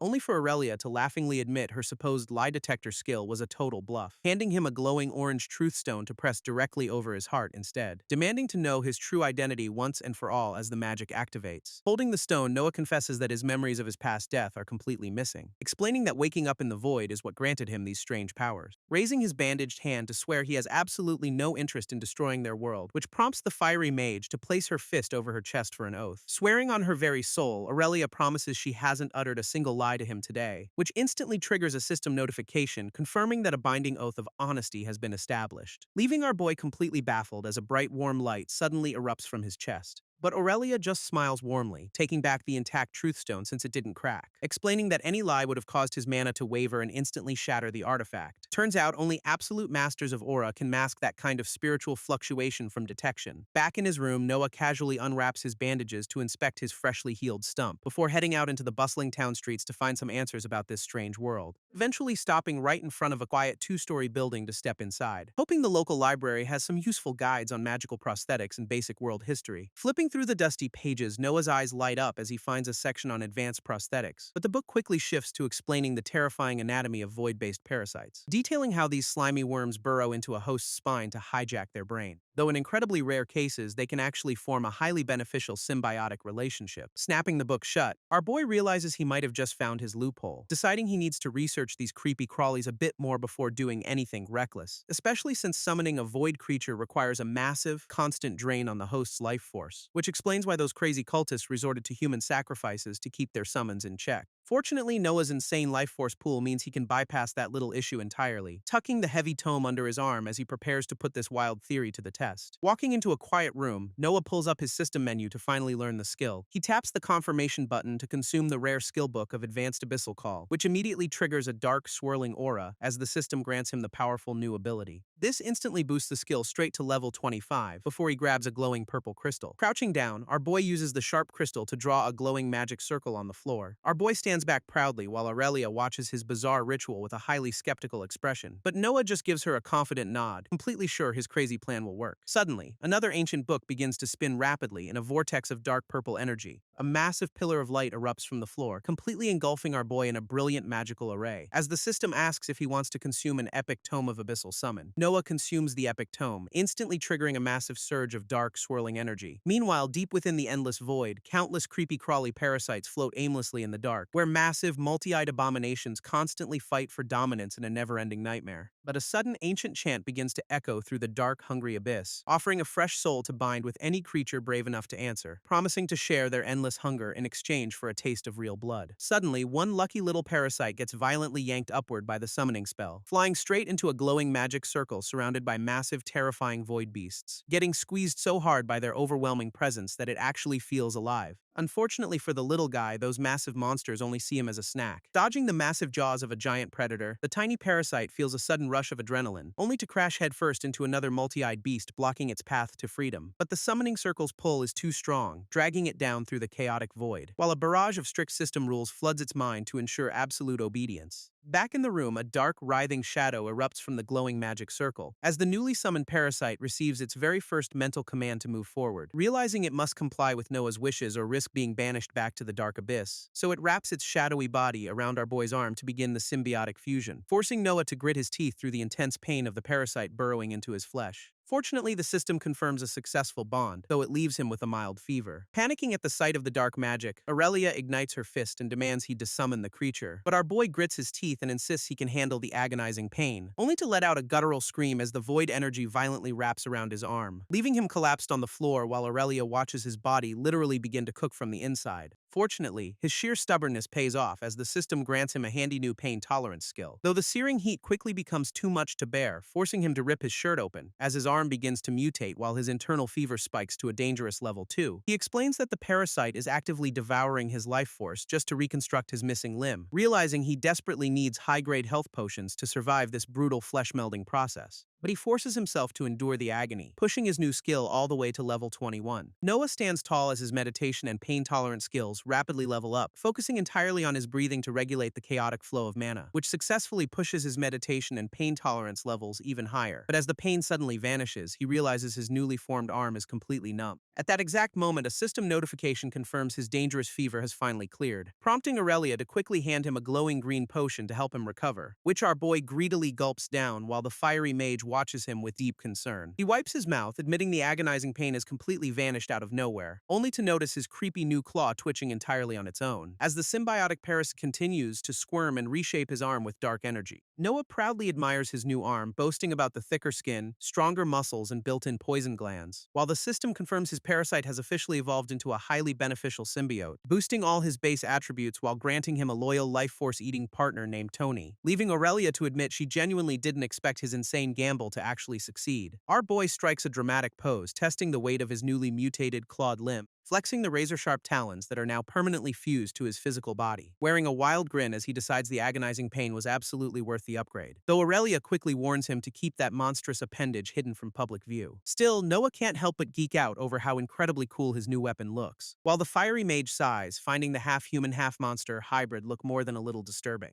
Aurelia finds his slang incredibly bizarre, muttering about how weird his original world must be, especially since his creepy new arm has a literal eyeball blinking back at him, prompting the curious mage to ask if she can give the monstrous limb a feel, which she immediately does, poking the hard, scaly flesh with absolute fascination, until the claw suddenly twitches on its own, giving them both a massive jump scare. Recovering her composure, Aurelia points out that a built-in weapon is actually a massive cheat, explaining that since it's part of his body, it will level up naturally alongside him, leaving our boy eager to test his new toy out in the wild immediately. So the duo quickly heads outside, walking down a quiet path as evening begins to fall, searching for a secluded spot where he can unleash his new power without any witnesses. Stopping in front of a massive, sturdy tree in the middle of the woods, Noah smirks as he prepares to unleash his newly acquired symbiotic weapon, charging forward with a sudden burst of speed to test his physical limits. As he swings his mutated arm in a wide, devastating arc, unleashing a powerful slash that cuts cleanly through the air, leaving deep, jagged claw marks carved right into the thick bark. Deciding to test his built-in poison glands next, he coats the wounds in toxic purple fluid, wearing a wild, toothy grin as he watches the dark venom seep into the wood, which instantly rots the massive trunk, leaving the tree completely dead and withered. Still, Aurelia quickly rains on his parade, pointing out his total lack of claw-based martial arts. Noah gently pats his scaly new limb, confident that Tony will help him overcome any initial clumsiness. He can't help but grin like a kid on Christmas as the clawed hand clicks responsively, while Aurelia just sighs in disbelief, pointing out that normal people usually hate looking like monsters. But our boy eagerly explains that rich folks back home would pay absolute fortunes for this aesthetic, leaving the warrior completely baffled by his bizarre slang as he tries to explain what cool means, even breaking down phrases like "we cool," while she wonders what on earth he is rambling about, prompting Aurelia to call his world weird, though Noah counters that her world has literal flying dragons, arguing that giant, fire-breathing lizards are definitely way weirder than anything from his old home, though she dryly notes that a dragon would still look more normal than him back on Earth. With a smirk, Noah suddenly dashes forward to put his deadly new claw to the test. Noah slashes a massive boulder with his new claw, expecting a spectacular explosion, but he only manages to crack it slightly while his arm throbs with intense pain, prompting the system to suggest his Void Hunter skill to completely obliterate the obstacle, though he realizes channeling this chaotic energy requires extreme caution to avoid losing control. Stealing his resolve, our boy lets the dark power surge through his mutated limb, unleashing a devastating shadow-infused strike that tears through the air with terrifying force, which cleanly splits the massive boulder in half and leaves him cheering like a kid. Rolling her eyes, Aurelia insists they head back before anyone notices his sudden disappearance, leaving our boy to reluctantly follow behind her while quietly snickering to himself, instantly making the fiery warrior turn around to demand what is so funny. Noah can't help but smirk as he admires the sheer utility of his creepy new arm, laughing hysterically at his luck while Aurelia facepalms at his absolute lack of common sense, which prompts the annoyed mage to instantly blast him with a massive wave of fire. But our boy casually blinks away to dodge the lethal heat with perfect timing, leaving him to sprint off into the woods while she screams her absolute hatred after him. Sometime later, a local bartender asks how his strange new prosthetic hand is holding up, and Noah happily explains that it actually works way better than his original flesh and blood limb, taking a deep gulp of his drink before asking about any local rumors regarding his arm, admitting he actually finds the wild gossip spreading around the quiet village incredibly entertaining, especially since local kids genuinely believe he ate a mine monster to gain his demonic claw. Outside, a local mother literally uses Noah as a boogeyman to keep her kids in line, which naturally prompts our boy to flash a wicked grin and instantly teleport right behind them, letting out a playful roar that sends the terrified family running for their absolute lives, leaving him and the bartender to share a hearty laugh over the ridiculous prank. This tavern owner asks about his travel plans, learning that Aurelia is currently mapping their route, prompting Noah to take a massive gulp of ale to satisfy his symbiote's constant hunger, slamming his mug down while admitting that letting the fiery mage lead is better than dying, before leaning in to ask the tavern owner for a rather unusual personal favor. He slides over a bizarre shopping list, immediately sparking accusations of illegal demon summoning, though the businessman quickly agrees to source the weird items for a hefty express fee. Noah slides a glowing purple crystal across the wooden counter to seal the deal, prompting the merchant to shake his head while grumbling about the sheer absurdity of adventurers. But he quickly pockets the payment, promising to deliver the goods by the day's end. Stepping out into the warm sunlight, our boy feels pretty good about his shady transaction, as a delivery boy pushes a heavily loaded wooden cart right past him, who hands over a detailed list of all the bizarre items they managed to source, which sends Noah heading down into the dim basement to store his new testing supplies, only for Aurelia to completely ignore his desperate pleas for help with the heavy lifting, leaving her to stare curiously at a caged white rabbit sitting among the dusty crates. With a wicked grin, our boy explains that these innocent creatures are his new test subjects. Noah pulls up his glowing blue system interface, eager to run some highly classified experiments, while the poor caged rabbit trembles in absolute terror under his menacing shadow, as our boy casually whistles while grabbing a jar full of small black stones, tossing one of the heavy pellets into the air to prep his next move, which triggers a sudden flash of blue light that leaves the rabbit completely stunned. Turns out he successfully teleported right next to Aurelia, who nearly jumps out of her skin, prompting him to grab an even larger handful of stones for his next trial, explaining to the highly skeptical mage that he wants to test his carrying capacity, wearing a confident smirk as he readies himself to push his teleportation limits, gritting his teeth as the chaotic blue energy wraps around his body once more. With a sudden flash, Noah teleports a short distance and lands running, surprised by the physical strain. He opens his system inventory screen to check if storing items affects his teleportation speed, realizing that carrying physical objects directly in his hands makes the skill much harder to cast, so he decides to test if storing the items inside his inventory bypasses the penalty, landing perfectly on his feet as he confirms that pocketed gear doesn't slow him down at all, prompting our boy to grab a long metal pole to begin his next ridiculous experiment. Another bright flash of blue light erupts in the center of the dim basement,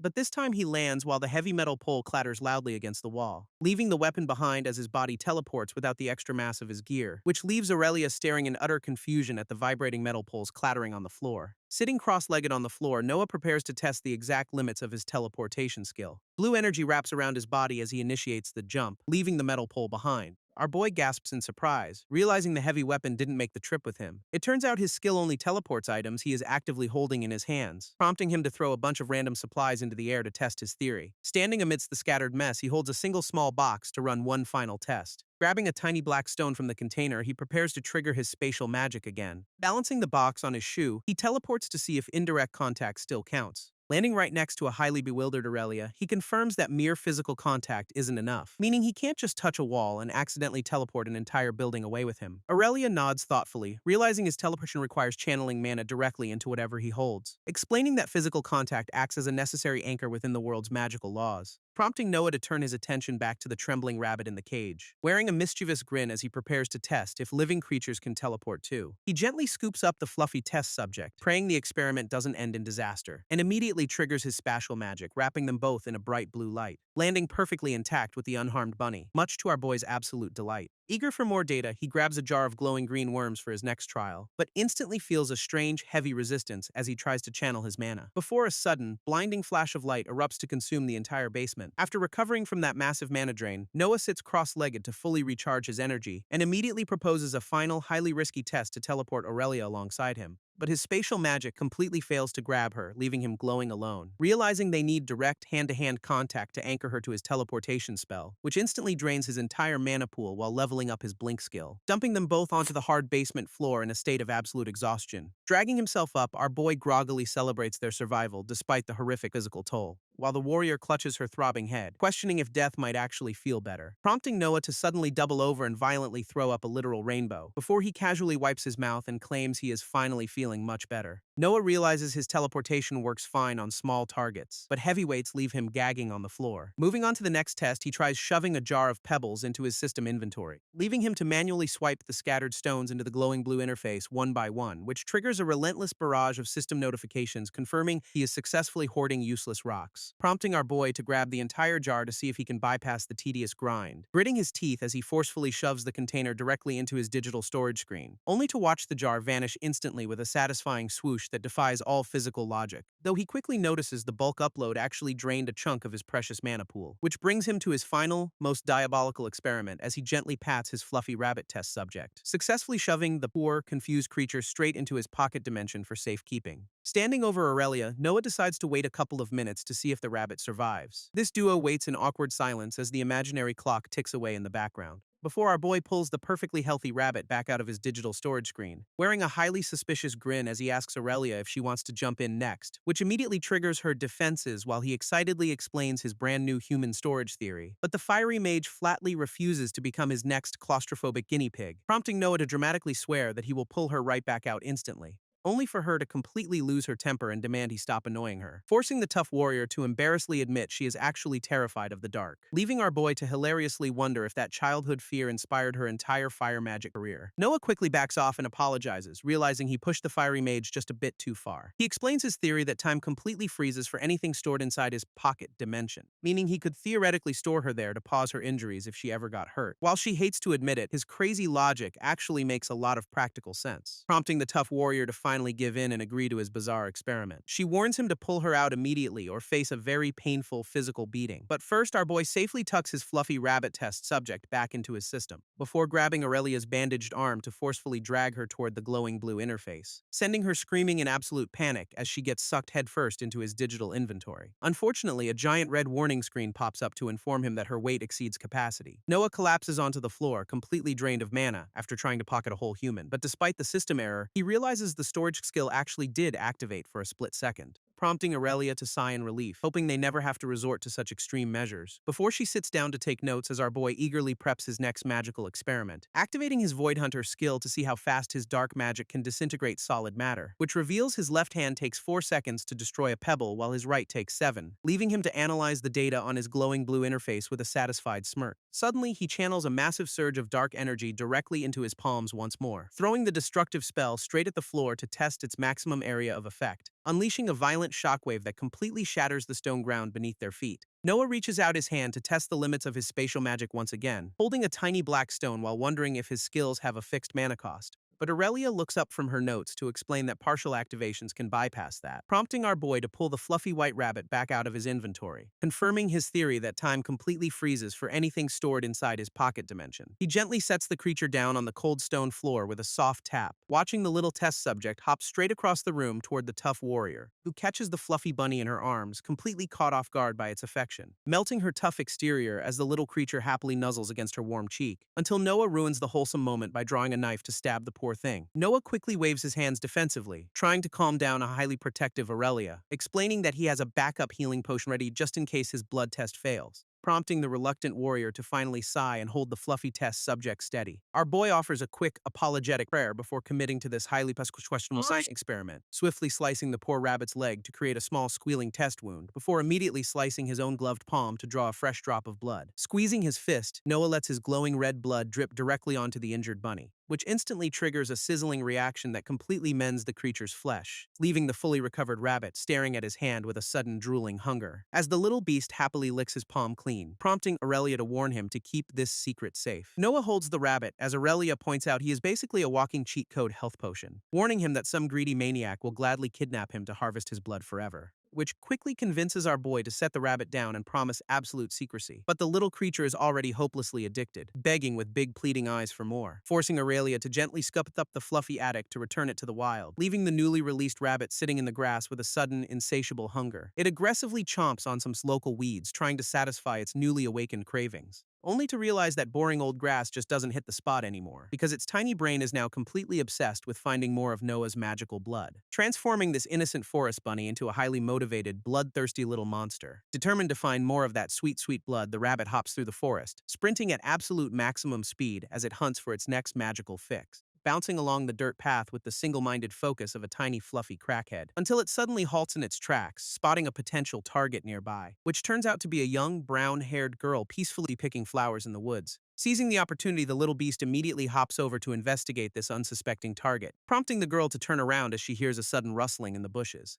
only to squeal in absolute delight at the sight of the adorable white visitor, who happily rubs against her leg to play the part of a perfectly innocent pet. But its tiny heart instantly drops when she offers us a boring green leaf instead of blood. This fluffy addict reluctantly munches on the offered leaf, trying to play it cool, while the sweet girl giggles and gently pats its back, completely oblivious to its dark cravings. But the little beast suddenly realizes this human might actually carry that sweet, magical red drink, prompting it to eagerly scratch at her legs in hopes of securing its next fix, which works like a charm as she happily scoops the chubby creature off the ground, leaving the rabbit absolutely thrilled to finally get closer to its supposed source of delicious blood. Though she worries her family might not let her keep a random forest pet, still she can't resist poking its tiny nose as they walk together down the path, eventually leading her back into the bustling town square filled with noisy, chatting citizens. She reassures her trembling new pet, while the The overwhelmed rabbit panics at the sheer number of giants. Squealing with excitement, Ori slams the front door open to announce her grand return, which immediately hurts the sensitive ears of her fluffy captive, who hates these loud giants,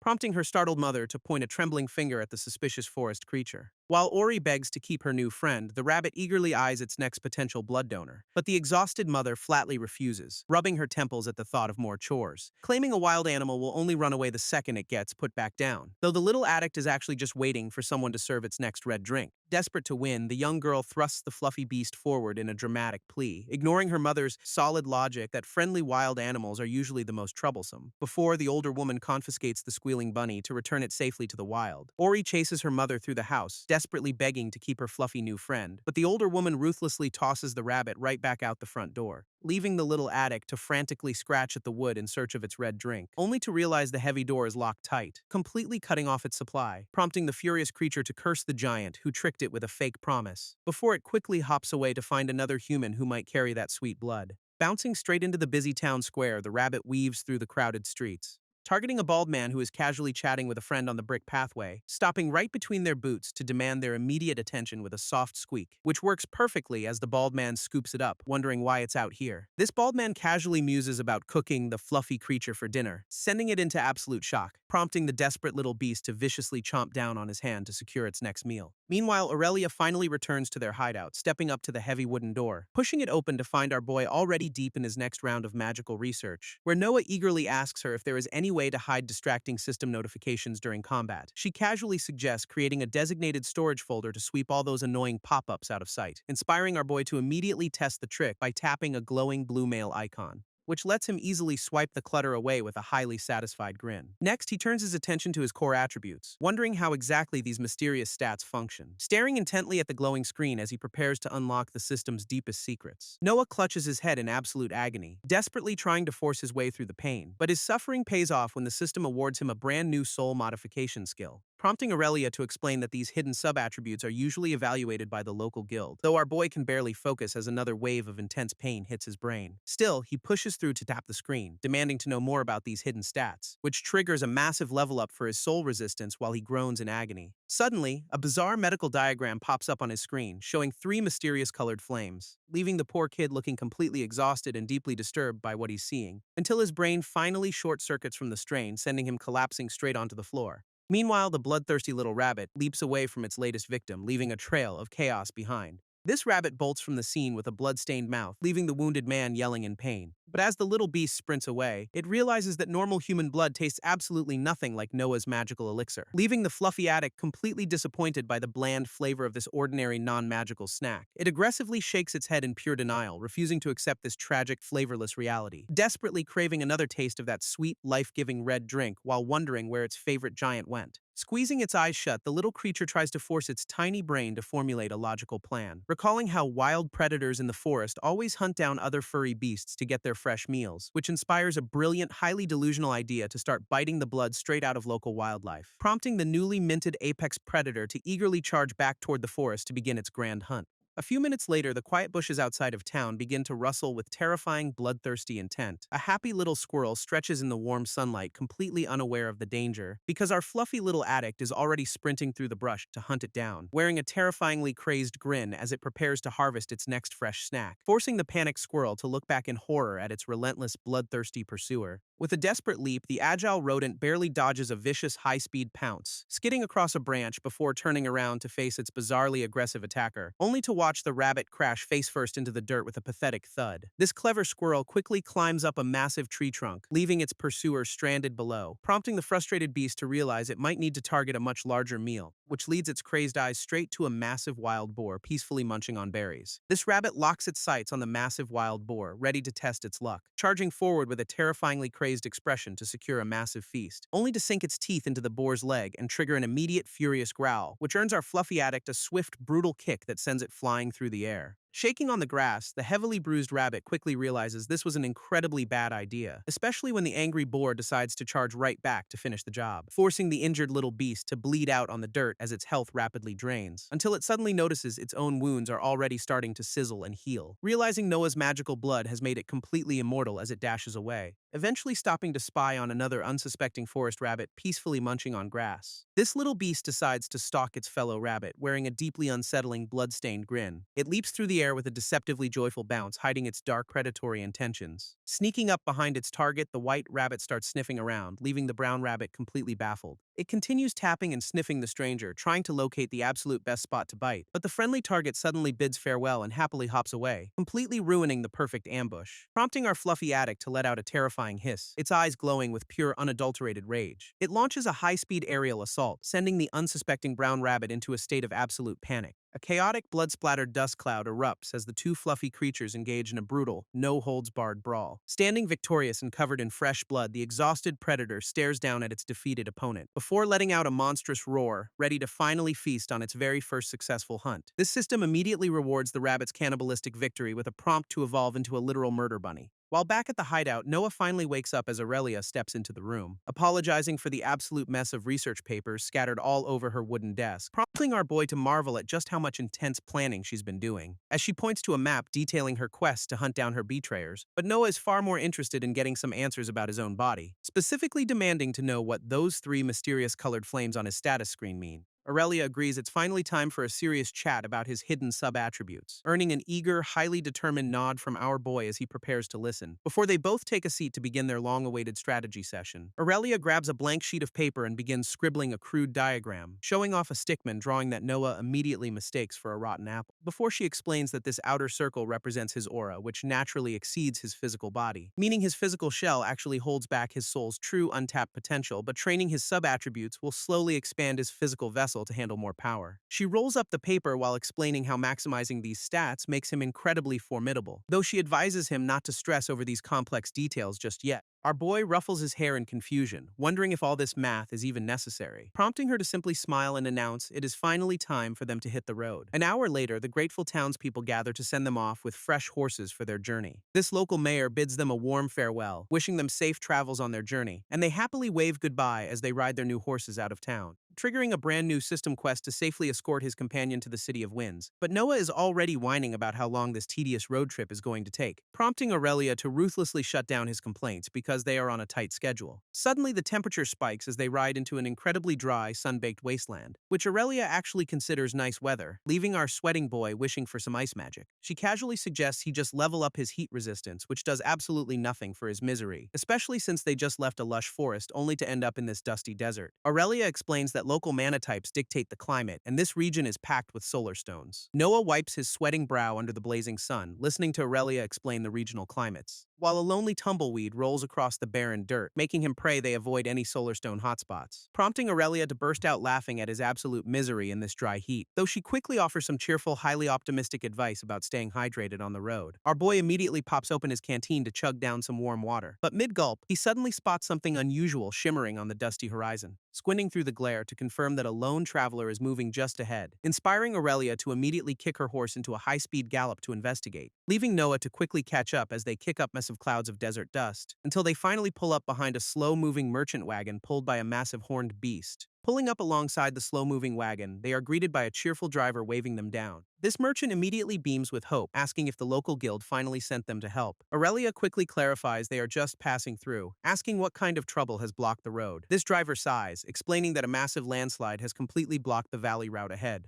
Riding to investigate, our duo stares in absolute disbelief at the sheer scale of the blockage. A colossal boulder is wedged perfectly between the canyon walls, completely shutting down any hope of passage. Unrolling her map, Aurelia notes they could bypass this mess by taking a much riskier shortcut. She casually suggests traveling straight through the night, prompting a highly panicked reaction from our boy. Even the merchant looks horrified, warning them that their proposed shortcut leads straight through the infamous Serpent's Grove. He warns of a deadly worm lurking in those shadows, though Aurelia instantly dismisses his fears as total nonsense. Aurelia scoffs at the merchant's warning, pointing out the area's low mana levels. She points down the road, suggesting they might as well take a few tagalongs, referring to a desperate family stranded on the dirt path just ahead of them. Spotting the riders, the frantic father immediately waves his hand to grab their attention, begging our duo for help as Noah and Aurelia pull up with puzzled expressions, and the system immediately flags this panting stranger as a mysterious sculptor. He explains his young son is terribly ill, desperately needing safe passage to the nearest city, which makes Noah perk up when the man introduces himself as Leon, a professional sculptor, who claps his hands together and begs them to act as their personal bodyguards. But local healers are useless, meaning they need a high-ranking professional to save the boy. Noah leans in, asking the mother if he can check on the sick boy, placing his hand on the kid's forehead only to realize he is absolutely burning up, prompting Aurelia to pull him aside so they can discuss their options in private, asking our boy if he seriously plans on leaving this helpless family stranded in the dirt, since the nearest village is hours away and lacks the high-grade healer the boy desperately needs. Our boy excitedly suggests feeding the kid his magical blood, earning an immediate deadpan scolding from Aurelia, so they quickly agree on a plan and turn back to face the desperate family, with our boy offering a reassuring smile as he promises to escort them to Windrest, which triggers a difficult new system quest while Leon tearfully bows in absolute gratitude. This relieved sculptor immediately waves to his wife, calling out that it is time to move. This mother cradles her sick son, Irios, letting out a massive sigh of pure relief. But before they set off, Noah pulls out a mysterious red potion vial, handing it over to the grateful parents as a temporary fix for the fever, though Aurelia silently warns him to keep his secret ingredient completely hidden. Stepping aside, our boy slices his finger to drip his magical blood into the tube, vigorously shaking the mixture to blend his life-saving essence with the medicine. He gently approaches the shivering kid, trying to play the friendly neighborhood hero, while the poor boy stares at the bubbling red liquid like it's straight-up poison, prompting Noah to offer a warm, reassuring smile to coax him into taking a sip, even though the kid looks absolutely disgusted by this highly suspicious glowing cocktail. This sick kid finally takes a small, hesitant sip of the mysterious red mixture, gulping down the glowing liquid as his mother holds him close in her arms, and he exhales a hot breath of relief as the magical blood instantly takes effect, sending him into a peaceful, fever-free slumber right in his mother's comforting embrace. With the kid stabilized, Aurelia urges the group to move quickly before nightfall,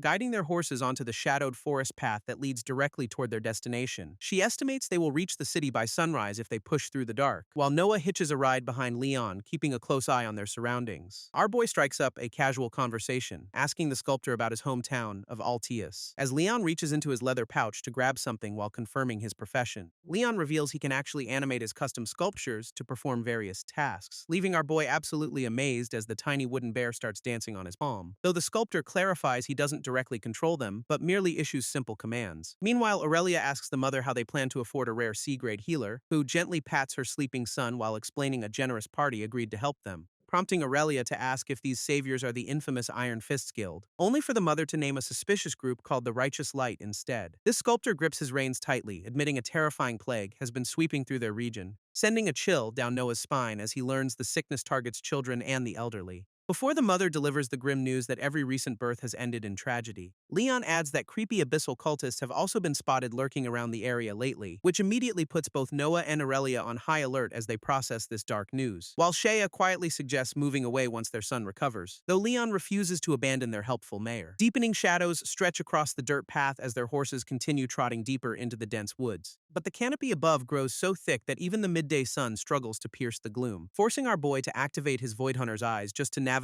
through the unnatural pitch-black darkness. Suddenly, Aurelia senses a spike in mana and prepares her magic, praying her worst suspicions aren't true, right before a chilling, high-pitched screech echoes through the trees, sending a shiver down everyone's spine, prompting Aurelia to yell a warning as Leon panics, desperately steering his horse off the main trail. Both mounts gallop wildly into the brush, fleeing whatever terrifying beast is currently hunting them from the shadows. Noah's system immediately flags a bizarre threat ahead, identifying it as a literal undead bear, bringing their horses to a sudden grinding halt as the eerie silence settles over them, prompting Aurelia to order the panicked family to stay put while she investigates the unnatural darkness, leaping gracefully into the air to get a better vantage point from the canopy above, as she swiftly bounds across the thick tree branches to scout out the path ahead. While Noah realizes they need to escape this creepy forest as fast as humanly possible, a sudden wave of pure dread washing over him as his danger senses scream in panic, right before Aurelia drops back down to the forest floor with a heavy thud, grimly explaining that her worst fears have come true and they must abandon their mounts, leaving their loyal horses behind to avoid drawing any more unwanted attention in the dark. Aurelia slaps the horse's flank to send their mounts running as decoys, and the startled beasts gallop away, kicking up dirt to throw off their pursuers. Our group dashes through the dark woods on foot, desperate to find a safe hiding spot. Noah asks what is happening as they run, only to learn a sudden eclipse is starting, while Shaya tightly cradles her sleeping son, praying they can survive this bizarre celestial event. Looking up at the sky, our boy spots the moon slowly blocking out the sun, but Aurelia immediately punches him to stop him from staring at the cursed sky, explaining that when the suns and moon align, a terrifying cosmic entity awakens, which apparently triggers bizarre system notifications about a rabbit evolving into a literal murder bunny. As the Watcher Moon opens its massive eye to cast a deadly gaze upon the world, a tiny rabbit paw aggressively taps a system prompt, instantly transforming the fluffy creature into a roaring beast. Aurelia explains that this cursed event is known as the Watcher's Night, a time of absolute chaos. where even the most harmless woodland creatures turn into bloodthirsty, horned monsters looking for a fight, and the system immediately warns Noah that the Watcher's gaze has inflicted a severe madness debuff. Suddenly, Aurelia grabs our boy's wrist with a tight grip to snap him out of his daze, urgently warning him that they need to find a secure hiding spot before things get worse. Noah nods in agreement, scanning the dark woods to confirm they aren't being actively hunted just yet, while the terrified sculptor and his wife watch their protectors, praying they can survive this nightmare. Unfortunately, dozens of glowing red eyes suddenly light up the pitch-black forest directly behind them, as the massive cosmic eye in the sky opens fully to judge their very souls. As the red sky bleeds overhead, the group sprints through the woods with heavy footsteps. Noah glances back in sheer panic as his system warns him the cursed eclipse has officially begun. Wondering if his companions are also seeing the terrifying cosmic warnings flashing across his vision, realizing the massive cosmic eye in the sky is practically begging him to look directly at it. But he grits his teeth and forces his gaze away, desperately fighting the urge to look up, while Aurelia curses their terrible luck, demanding to know what their next move should be. She commands our boy to protect the sculptor's family while her fists ignite with roaring flames,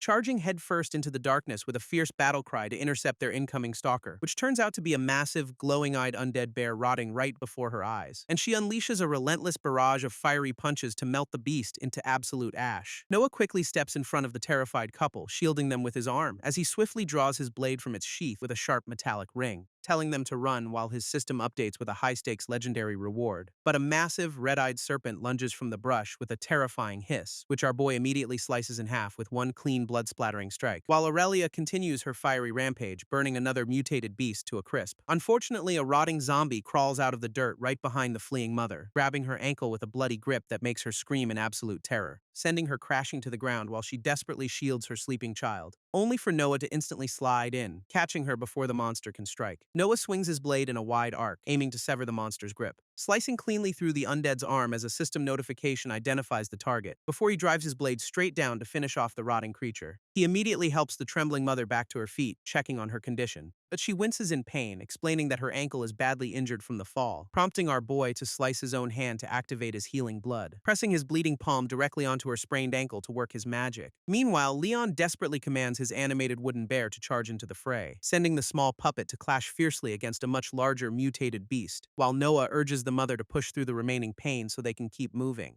Aurelia delivers a devastating fire-infused punch straight to the mutated bear's jaw, sending the rotting beast reeling back as green blood spurts from its maw, before Leon's wooden puppet slams down to crush the monster into the dirt. However, Aurelia suddenly freezes as heavy rhythmic thuds echo through the crimson forest, prompting her to yell at Leon to get moving before they get overwhelmed, and the massive wooden bear puppet charges forward to act as their getaway ride, allowing Aurelia to leap onto its back while Leon sprints right alongside it, riding the wooden beast like a pro as they barrel through the chaotic woods. She reaches her hand down to pull Noah up onto their makeshift escape vehicle, but the wooden bear's giant foot suddenly slams down to a grinding halt. Noah reaches down from the wooden bear, stretching his hand out to pull Shia up. Leon points toward a dark cave ahead, shouting that they can take shelter there, while Aurelia charges up her fists with roaring flames to keep their pursuers at bay. As the massive wooden puppet barrels down the rocky slope directly toward the cave entrance, she incinerates a lunging zombie mid-air, turning the rotting threat into a literal bonfire. But her victory is cut short when she spots another threat dropping from above, prompting our boy to look up just as a feral zombie lunges at him, knocking him clean off the wooden bear with a heavy, bone-rattling tackle, leaving him struggling on the ground as he desperately shoves the monster's face away, before unleashing a point-blank blast of energy that completely vaporizes the creature's head. Aurelia looks back with her fists still ablaze, urging our boy to catch up with them, and with a sudden blink, Noah teleports right back onto the wooden bear's massive back, prompting Aurelia to check him for bites since undead necrotic poison is no joke. But Leon cuts the chatter short by pointing out the cave entrance just ahead, as the giant wooden puppet barrels straight into the pitch-black cavern with heavy thuds. This wooden beast skids to a halt, sending our boy sliding onto the cave floor, while Aurelia stands guard at the entrance, her body bursting with a wall of protective fire, only for the pursuing undead to halt right at the threshold, their decaying feet rattling in place, leaving the fiery mage completely baffled as to why the monsters refuse to step inside. Until Leon looks deeper into the darkness, his face turning pale as he realizes the truth. Heavy thumping echoes from the deep cave as glowing blue eyes pierce the pitch-black void. Aurelia stands at the entrance, completely bewildered by the massive presence lurking inside. This heavy thuds grow louder, shaking the cavern walls as the group realizes they've walked into a trap. Suddenly, Aurelia's eyes widen in sheer terror as an overwhelming pressure completely paralyzes her body. A massive, glowing blue serpent looms over them, triggering system warnings of an absolute powerhouse. Noah grits his teeth in despair, genuinely believing this might be the end of the line. This colossal beast lets out a deafening snarl, towering over the frozen, helpless group. Leon and Shea tremble in absolute horror, completely unable to take another step forward. Even the fiery mage closes her eyes in defeat, utterly crushed by this hopeless situation, while the little boy bursts into tears, his loud wails echoing through the tense cavern. This massive blue serpent narrows its glowing eyes, reacting to the toddler's loud, echoing wails. It slowly lowers its colossal head, looming directly over the frozen and trembling group. Everyone braces for the absolute worst, internally cursing their incredibly rotten luck at this moment. Noah panics as the beast focuses entirely on the child, realizing he cannot move to intervene, but his despair instantly turns to sheer confusion as the giant beast does something entirely unexpected. Instead of snapping its jaws, the colossal serpent gently nudges the crying toddler's tiny hand, instantly turning the kid's terrified wails into pure, giggling delight as he reaches right back, happily patting the massive creature's glowing green scales without a single care in the world, before casually plucking a glowing blue scale right off the legendary beast's nose, which instantly dispels the overwhelming aura of terror paralyzing the entire group. This entire group lets out a massive collective sigh of relief as the tension finally breaks, while the majestic blue serpent gently coils itself back around a single glowing egg, telepathically commanding the intruders to leave the cave only when the cursed eclipse finally ends, prompting a sweating Noah to stammer out a very polite agreement to avoid any further trouble, as the terrifying howls of mutated beasts echo through the blood-red forest outside. Once the morning sun finally rises, the group steps outside to set up a proper camp, but our boy glances back at his companions with a deeply pensive look on his face, staring up at the bright, peaceful sky to process the absolute madness of the previous night, especially after seeing the baby playing with a legendary scale that permanently boosted Noah's luck stat, proving that their wild encounter with the mythical beast was definitely not a dream. While Noah is fast asleep under his warm blanket, heavy boots quietly approach his resting spot. Aurelia gently pats his shoulder to wake him up, letting him know his shift has officially started. Our boy sits up with a massive yawn, agreeing to take over the watch so she can rest. She immediately collapses onto the makeshift bed, completely exhausted from their wild, monster-filled night. Noah stretches his arms high, feeling surprisingly refreshed after only a couple hours of sleep. This sculptor sits nearby carving a wooden toy and noting that high-ranking adventurers barely need rest. Surprised by this, our boy asks if the sculptor skipped sleeping entirely to work on his crafts. Leon smiles and holds up his tiny wooden bear, explaining it needed repairs after the intense battle. This prompts Noah to ask if these wooden puppets can actually shrink and grow at will. Looking closely at the miniature beast, he curiously wonders if these animated creations can actually feel pain. Leon bursts out laughing, explaining that his creations are just wooden sculptures incapable of feeling pain. But he admits his little cub feels alive, prompting Noah to note how much he cares. And Leon beams brightly, revealing his ultimate dream is to sculpt something indistinguishable from reality, which our boy admits is a massive goal, though the sculptor is determined to try anyway, especially since their wild encounter with the legendary blue serpent might have actually unlocked his potential. Suddenly, a blue system screen chimes to life in front of Noah, displaying his updated stats,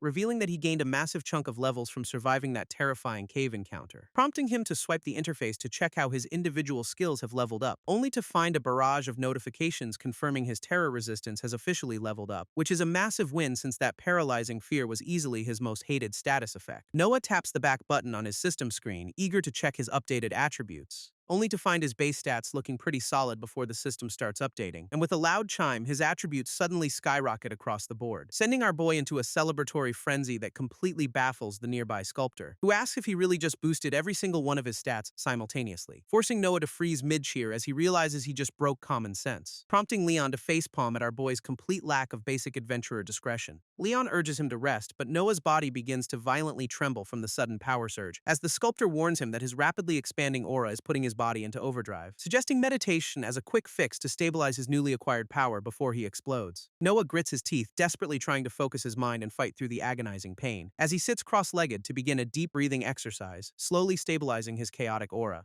which immediately triggers a system notification confirming his mana regeneration has officially leveled up. Meanwhile, Leon watches him closely, surprised by how quickly the kid is managing to recover, until our boy finally opens his eyes, letting out a massive sigh of pure relief. This sculptor asks if he feels better, earning a cheerful nod from a fully refreshed Noah, before Leon explains the strict limits on how many attribute points an adventurer should safely allocate, noting that only wealthy nobles usually learn these safety rules to prevent their bodies from exploding. Our boy nods along thoughtfully, pretending to fully grasp the dangerous reality of his reckless power leveling, only for another sudden system chime to interrupt his thoughts with an unexpected new update. This system chimes again, revealing his Void Hunter's eye has leveled up to let him see Life Force, Intrigued by this new perk, Noah immediately channels his mana to test out the upgraded visual skill. Green energy bursting from his hand as his eyes flare with a brilliant mystical light, but he quickly rubs his eyes to ease the sudden strain of his newly enhanced vision, turning his gaze toward the sleeping mother and child resting peacefully under their warm blankets. There he spots a blinding light radiating from the legendary serpent scale clutched in the baby's hand, prompting Leon to quietly ask how the little toddler is holding up after their wild night, and the sculptor happily notes that the kid's fever has miraculously vanished almost entirely. Noah warns him to keep that high-energy scale hidden, but Leon already plans to make a protective necklace. Just as Aurelia walks over to check on them, completely unaware of the legendary loot they're casually discussing. Watching the mother and child sleep, Aurelia notes the exhausted monsters give them a perfect head start, as she confidently predicts they can easily reach the city of Windrest before the sun goes down, prompting Leon to head over and gently wake up the resting mother and her baby, while Noah suddenly pops up behind the fiery mage to ask if she is doing all right, causing her to jump slightly before quickly insisting that everything is absolutely fine. She admits she is still incredibly rattled by their near-death encounter with the legendary blue serpent, but the sculptor interrupts their chat by announcing that the camp is fully packed and ready, gently promising the baby to keep the magical scale safe until they reach their destination, only for our boy to suddenly freeze as strange tapping sounds echo through the quiet forest, before the group finally arrives at the massive, towering walls of the city the next day. Two guards wearing mechanical wings smile warmly before leaping off the massive city walls, leaving Noah to stare up in absolute shock at the flying contraptions soaring overhead, as Aurelia happily explains they are feather gliders powered by embedded wind mana stones, promising to show him how they work once they finally step inside, though our boy is currently too busy scratching his head looking for the gate, until Aurelia points toward a massive glass elevator shooting up the side of the wall, which they quickly board alongside a few other travelers to begin their steep ascent, only for the magical lift to suddenly launch upward with stomach-churning speed, sending a stumbling Noah crashing right into Aurelia as she laughs at his terrible balance, before they all turn to admire the breathtaking view of the sprawling forest below. Stepping off the lift, Aurelia leads the group toward the city's heavily guarded security checkpoint, while a crowd of bustling travelers chatters noisily near the massive stone entrance. Leon suddenly stops us our boy, looking incredibly sheepish as he prepares to offer a small token, presenting a handful of C-grade mana stones as a heartfelt thank you for their protection. This smiling mother cradles her healthy baby, expressing her deepest gratitude for their heroic rescue.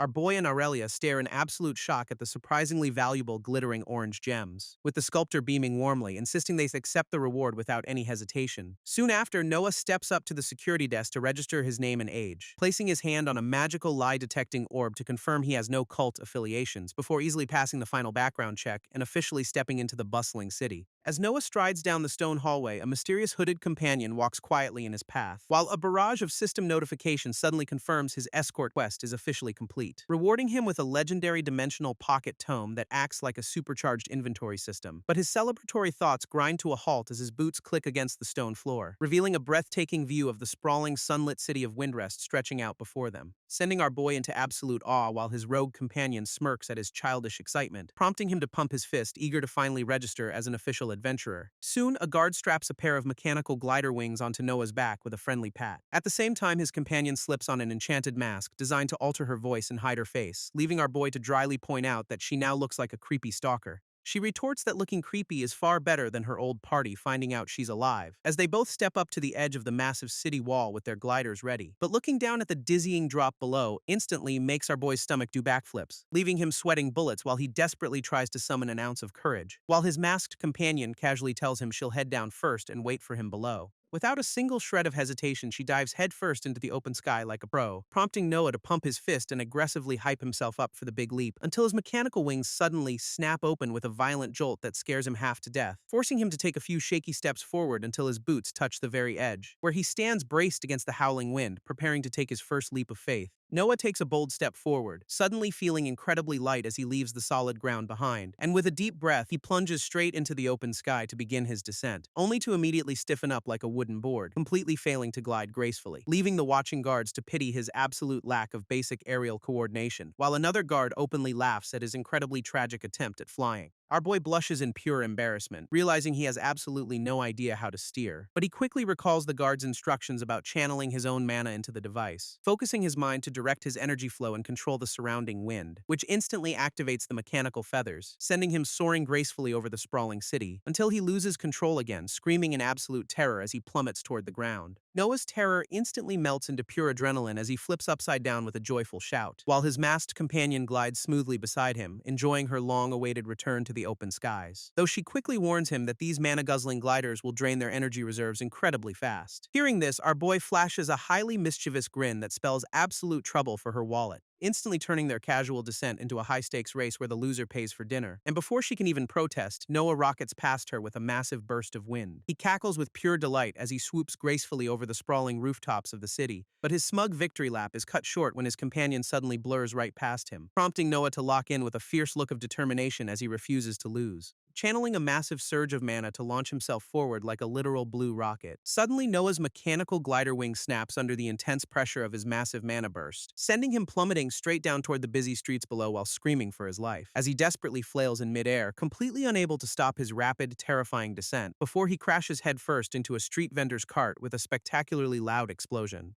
Our boy groans in pain, sitting amidst a pile of squashed watermelons and scattered feathers, while his masked companion lets out a heavy sigh at his incredibly chaotic landing. Shaking off the embarrassment, she leads him through the streets to get him registered, but their peaceful walk is cut short by blood-curdling screams echoing from a nearby building, prompting a highly bewildered Noah to stop dead in his tracks, completely on guard. Just as a bruised adventurer is violently hurled through the front door onto the pavement, this poor guy flies backward through the air, propelled by a massive shockwave of raw force, before he slams hard against the wooden wall and collapses face first onto the stone pavement, while a massive blue-scaled lizardman roars at him to stay out of his guild, prompting Aurelia to facepalm as she suddenly remembers exactly who runs this chaotic establishment. Turning his fierce gaze toward the newcomers, the giant lizard man demands to know their business. So our boy nervously explains that his masked companion brought him here to register, which instantly makes the giant guild master lean in close with a booming shout, announcing their arrival so loudly that both of them have to cover their ringing ears. Suddenly, a polite white-haired receptionist in a green uniform steps forward to greet them, leaving Noah to nod politely while silently noting just how incredibly tiny she actually is. She flashes a cheerful, welcoming smile and warmly invites them to step inside, leading the way back to her desk while the massive lizardman watches them pass. But Noah suddenly freezes mid-step, his eyes widening in absolute horror at the floor, revealing a pile of bruised and battered adventurers scattered across the lobby like discarded trash. This receptionist casually waves it off, explaining it is just a friendly sparring day with the boss, assuring them that these half-dead warriors are simply too exhausted to stand up right now, prompting our boy and his masked companion to gulp in unison at the sheer madness, before Noah carefully tiptoes over a groaning body to avoid stepping on anyone's face. Resting her hands on the counter, the tiny clerk asks if they know how registration works,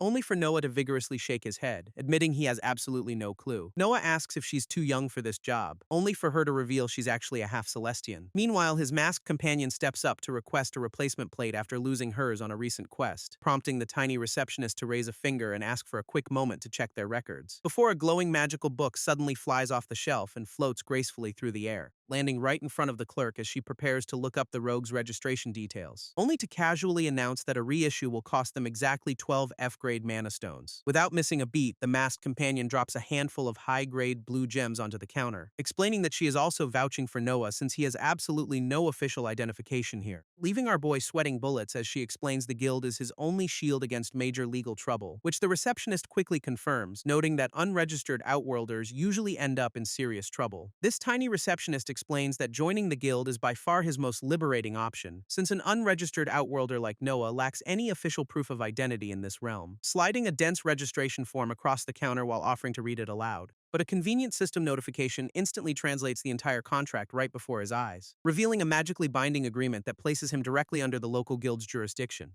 She kindly suggests he can hire a scholar to review the complex legal jargon, before leading the duo toward a private room to conduct the official screening, where our boy places his hand on a glowing stone to state his name and age. Next, she asks if he has any ties to the 3 dangerous cults, only for the Akfat's orb to suddenly spark, prompting the clerk to demand a full explanation. Noah sweats bullets, desperately trying to work out how to answer without sounding like a criminal, since he was technically summoned by those exact cultists to be used as a sacrifice. Though he did immediately murder them all and escape with his rogue companion, which he decides is probably too much detail for a basic background check. Keeping his answers vague, he prompts the tiny receptionist to move on to the next question, who asks if he considers himself a friend or foe to the local kingdom, before presenting a glowing holographic list of forbidden dark magic classes for him to review, prompting our boy to quickly lie that he doesn't possess any of those sketchy paths, only for the tiny clerk to suddenly deliver some rather unfortunate news. Suddenly, the giant lizardman guildmaster barges in, admitting he couldn't help but overhear their conversation. This giant lizardman steps right into the room, his heavy boots thudding against the floor. Looming over our boy, the massive beast asks if he is indeed the newly arrived outworlder. Introducing himself as Razar Drakan, the legendary and incredibly buff guildmaster of Windrest. Noah politely shakes his massive hand, completely unaware of the absolute chaos he just walked into, before the giant lizardman suddenly grabs our boy by the waist with a terrifyingly tight grip, effortlessly hoisting Noah over his shoulder like a sack of potatoes to begin his combat evaluation. Ney can only offer a highly apologetic look as Noah screams for help, while heavy, thunderous footsteps echo violently down the hallway of the guild building, carrying our terrified protagonist straight toward what is bound to be a very painful experience. As Razar loudly orders his tiny receptionist to immediately prepare the outdoor training field. Screaming at the top of his lungs, Noah is carried right out of a high window, before the massive lizard man slams him onto the stone floor with a bone-shattering thud, leaving our boy completely crumpled inside a fresh crater while questioning his life choices. Razar smugly beckons him to stand up and show off whatever skills he has, radiating the absolute confidence of a boss who knows he holds all the cards, prompting Noah to nervously ask for just a few minutes to prepare his strategy, which the giant surprisingly agrees to, pointing him toward a nearby waiting chamber. Our boy wastes no time slipping inside, slamming the heavy wooden door shut behind him, letting out a massive sigh of relief now that he finally has some breathing room, instantly summoning his glowing system interface to search for any desperate tactical advantages. Pulling a thick black tome from his glowing system screen, Noah decides it is time to pivot. He flips the book open, hoping this legendary item can actually save him from a massive beating. A system prompt pops up, asking if he wants to unlock a legendary dimensional pocket ability. He taps yes, triggering a chain reaction that immediately offers to evolve his basic inventory space. Confirming the evolution, his inventory fuses with the pocket dimension to create a massive storage space. Meanwhile, the giant guildmaster aggressively bangs on the door, demanding to know if he is ready. Noah asks for another minute, his eyes locking onto a nearby ceramic vase to test his skill. Channeling his mana, a glowing blue magic circle instantly wraps around the target to initiate the transfer, and with a soft hum, the entire vase dissolves into pure light as it gets sucked away, leaving our boy highly amused as he literally feels the heavy object resting inside his trouser pocket. Noah commands the vase to return to his hand, channeling his glowing blue mana, and with a sharp flash, the ceramic object instantly materializes right back in his palm, prompting our boy to test his limits by pushing it back into the dimensional rift, which works flawlessly, leaving him absolutely thrilled that he can now teleport items at will. Suddenly, the heavy wooden door is violently kicked open with a spectacularly loud crash, revealing the giant lizard man who demands to know if Noah is finally ready to fight, as he confidently gestures for our boy to step out and show his strength. Stepping onto the wide stone arena, Noah stands opposite the massive, towering guildmaster, who casually explains that Noah only needs to land a single blow to pass, leaving our boy scratching his head at a condition that sounds almost too easy. This crowd of onlookers erupts into wild cheers, eager to see how this lopsided matchup plays out. Razar chuckles deeply, fully expecting to humiliate our boy in front of the entire guild, as he strikes a massive pose to flex his overwhelming million-point aura for the crowd, prompting Remy to let out a tired sigh as she prepares to officiate the match, while the two combatants square off on opposite sides of the massive stone arena. Raising her hand high, the tiny receptionist calls for both fighters to get ready, before chopping her arm down to officially signal the start of the evaluation, sending Noah sprinting forward at full speed to close the distance before Razar can react, drawing his twin daggers as glowing blue magic circles flare up around his wrists, launching himself high into the air to deliver a decisive strike right from above. Just as Noah thinks he has the drop on him from behind, the giant lizard man grins, revealing that he was completely expecting this exact aerial maneuver the entire time, spinning around with terrifying speed to catch our airborne hero completely off guard, and unleashing a devastating counterpunch that connects directly with our boy's midsection, sending him flying backward to crash violently into the stone floor below.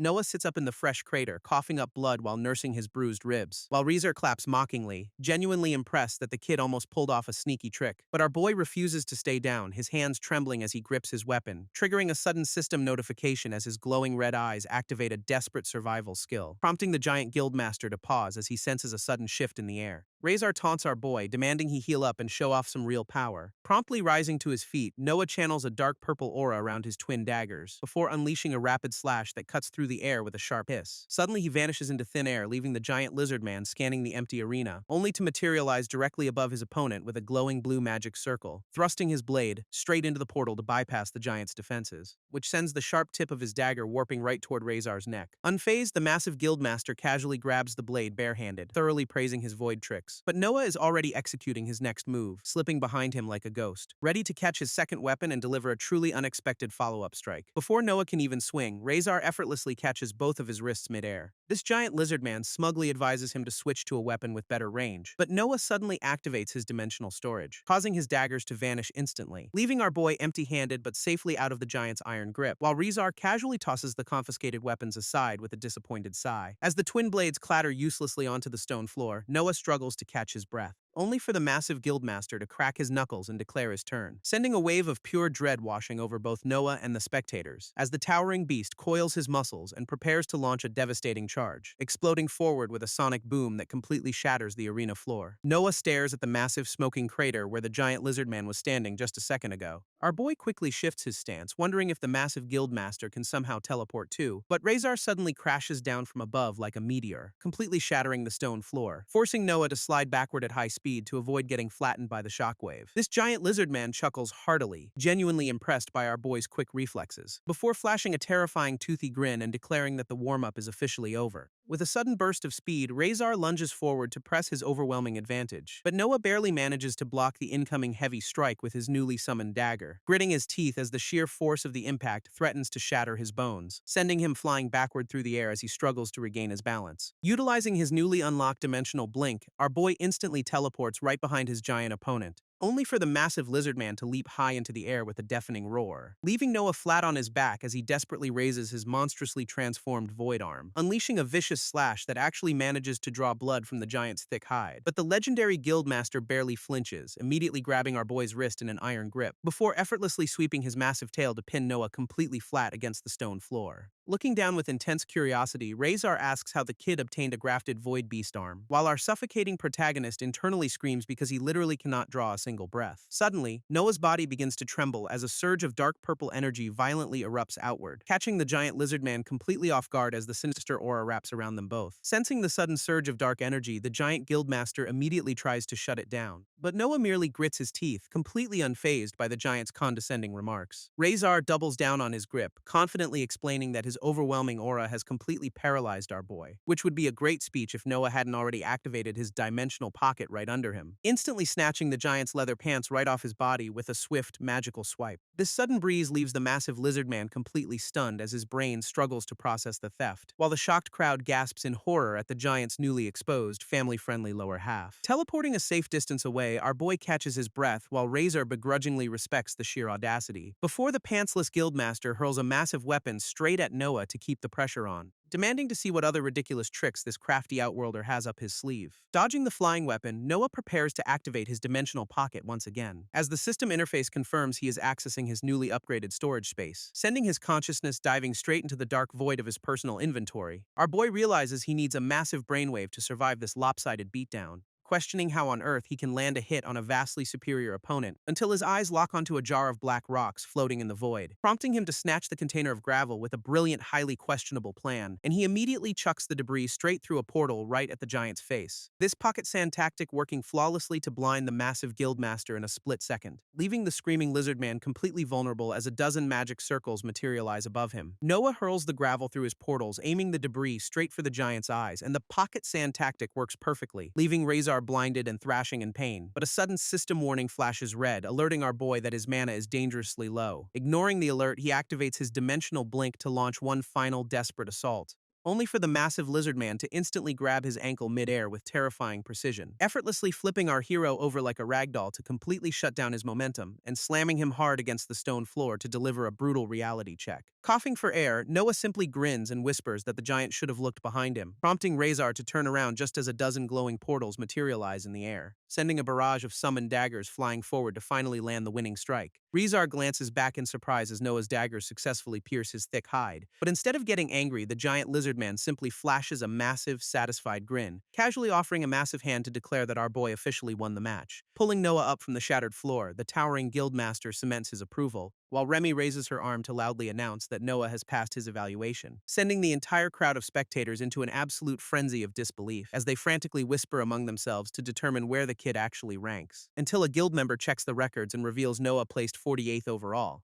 landing him comfortably in the top 50 and leaving the entire arena completely awestruck. Still, our boy remains incredibly confused until Remy explains this was just a timed survival test. Remy casually mentions that the giant lizard man had already beaten down over 100 challengers today, leaving Noah completely dumbfounded as he realizes he just barely survived a heavily fatigued boss, screaming in disbelief while the jolly giant simply laughs off the insane marathon workout. Suddenly, a massive cascade of system notifications floods his vision with endless skill upgrades, forcing our boy to stare in absolute awe at his massive post-fight stat gains, especially since his signature blink skill has officially evolved into an epic tier ability, allowing him to bypass normal distance limits and slip directly through the mysterious astral rifts, while his newly acquired spatial resistance passive makes him far more resilient to raw magic. Walking down the quiet hallway, Noah reviews his newly optimized mana capacity and cognitive speed, only to suddenly freeze in his tracks as he senses something highly unusual waiting behind the next door. Noah reaches out and grabs the golden handle, slowly pushing the heavy wooden door open, only to be greeted by a furious echoing shout about some rot-infested troublemakers, prompting our boy to awkwardly ask if he just walked into a terrible situation. Remy confirms the bad timing, complaining that some abyssal scum have slipped right past her watch, which immediately makes Noah wonder if she is referring to Aurelia's shady former party members. Aurelia nods grimly, explaining that her betrayal was far from just an isolated incident, as more reports of missing people are directly tied to quests taken by specific guild members, leaving the white-haired receptionist clutching her head in absolute frustration over these elusive cultists. When Noah asks if they have located the targets, Aurelia points toward a nearby town, but Remy suddenly looks up, offering to pinpoint an even more specific location for them. Remy closes her eyes and channels her magic, summoning glowing papers that float around her. Noah watches in utter confusion, but Nay quickly shushes him to explain it is fate magic. Suddenly, the receptionist's eyes snap open, glowing with a brilliant starlit blue energy, and she snatches a single piece of paper right out of the swirling magical vortex. She confidently declares the targets are hiding out in a town called Aquaris. Noah warmly thanks Nay for her help as she prepares to head out, while Remy officially issues a high-stakes quest to track down the treacherous Iron Fists, prompting a system notification to pop up with a very specific rule to keep one alive. As they arrive at the bustling city, Nay asks if he still needs to buy a spear, and she leads the way through the streets while Noah gets easily distracted by a fountain. Following Aurelia down a shady alleyway, our boy keeps a close eye on their surroundings. Noah admits the creepy vibe is getting to him, but she tells him to stop complaining, leading him straight to a heavily carved wooden door tucked away in the stone walls. Pushing the door open, Aurelia casually greets an orange-haired crafter named Josiah, who looks up in surprise. This bubbly craftsman instantly lights us up, ecstatic to see his favorite firebird back in town, and he practically sparkles with joy as he rushes forward to welcome his old friend, wrapping Aurelia in a massive, enthusiastic hug that she surprisingly doesn't immediately try to escape. She quickly introduces our boy as her traveling companion, prompting Noah to offer an awkward little wave. These two guys share a friendly handshake, instantly hitting it off with easygoing, polite smiles. Turns out Josiah comes from a legendary family of genius crafters, though he humbly downplays his talent. Josiah suddenly looks down, curiously asking Aurelia what happened to her signature combat gauntlets. She sighs deeply, explaining they were lost during her capture by that shady cult. But her grim expression quickly shifts as Josiah hints at a potential silver lining. This bubbly crafter eagerly offers to forge her a brand new custom spellbound set instead, and Aurelia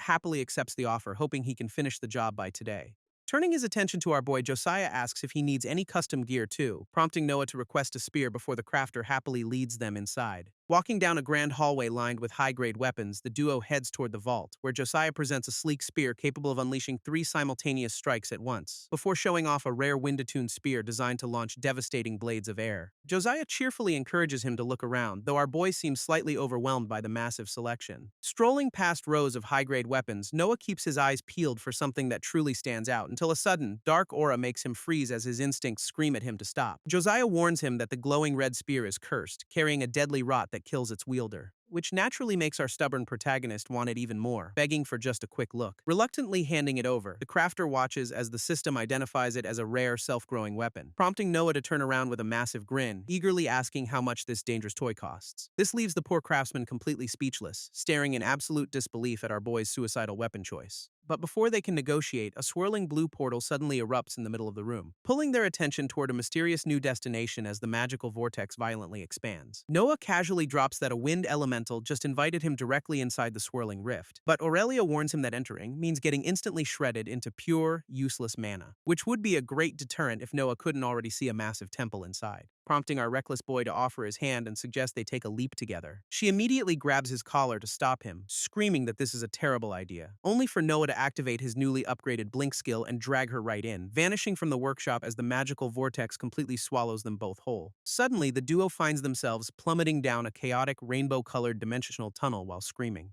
hurtling headfirst through the unstable space-time continuum with absolutely zero control over their descent, until Noah spots their exit and prepares to stick a highly chaotic landing. Hurtling toward a glowing doorway, they spot the tiny wind elemental waiting for them, before they crash straight through the portal in a blinding flash of light, triggering a system alert that confirms they have officially entered the wind astral plane. This landing is anything but graceful, sending both of them face-planting hard onto a red carpet, prompting Aurelia to immediately scream at our boy for his incredibly reckless stunt. Suddenly, a calm voice echoes through the grand hall to welcome the unexpected intruders, revealing a stunning queen lounging on a golden throne surrounded by giant feather fans. She looks down at them with an elegant, highly amused smile that radiates pure authority, which instantly brings Aurelia to her knees as she stammers out a greeting to a goddess, while Noah silently prepares to use his identify skill to see who they are dealing with. But his system completely glitches out, failing to identify her and displaying only question marks. She bursts into a hearty laugh, mocking him for trying to scan a literal deity, leaving Noah completely stunned as he wonders how this divine being already knows his name. She casually explains that as the goddess of knowledge, keeping tabs on him is child's play, taking a slow, elegant sip of her drink while letting the revelation sink in. Panicking, Aurelia immediately forces our boy's head down to beg the goddess Avera for forgiveness, calling him an absolute idiot for recklessly following a tiny wind elemental into her domain. But the goddess admits she is actually quite amused by their highly unexpected arrival, as the little spirit floats over to whisper some juicy gossip directly into her ear, prompting Aurelia to quickly clarify that our boy is actually just incredibly lost and stupid. Aurelia continues to roast our boy, suggesting his parents must have dropped him on his head, but the goddess gently intervenes, calmly explaining that this reckless trip wasn't entirely Noah's fault, pointing out that fate, or rather the strange parasitic entity clinging to his arm, pulled him here, before snapping her fingers to offer him a much-needed celestial shower to wash away the stench. Instantly, a massive torrent of magical water blasts Noah, making him screech like a startled cat, leaving our boy blinking in absolute shock as the sudden deluge completely vanishes, only to realize his clothes and hair are completely dry despite the massive downpour, while the goddess floats down to explain she just cleansed the corruptive void residue from his body, gliding right up to his face to inspect her handiwork with an incredibly smug grin, forcing Noah to hold his breath as the divine presence suddenly gets way too close. Suddenly, the goddess reaches out and casually yanks the cursed red spear right out of Noah's system screen. Avera inspects the weapon, noting it once belonged to the legendary Scarlet Valkyries led by Raelina, pointing out that while the spear is currently dripping with deadly crimson rot, it still holds immense power. Looking directly at our boy, Avera asks if he realizes that Raelina herself has marked his very fate, which only leaves Noah sweating in utter confusion since he has absolutely no idea who that is. Aurelia quickly chimes in to explain that Raelina was actually the ancient, long-lost goddess of war, while Avera paces around with the weapon, confirming it indeed belonged to that legendary divine order. Turning back to him, Avera drops a massive bombshell, claiming Noah must have already met this legendary war deity, sending our protagonist into a state of absolute shock as a sudden forgotten memory flashes in his mind, recalling a mysterious armored woman who once gripped her hands and tearfully apologized to him. Noah squeezes his eyes shut, desperately trying to piece together that hazy, fragmented memory, but he admits to Avera that the details are slipping right through his fingers, prompting the goddess to stare back with an intense, knowing look in her eyes, before a subtle, highly enigmatic smile slowly begins to play across her divine lips. She wraps the cursed spear back up, explaining his fate-touched mark will guide him straight to Raelina, instructing our boy to deliver a message about a long-forgotten promise when they finally meet. Seizing the moment, Aurelia steps forward to ask the goddess a crucial question of her own,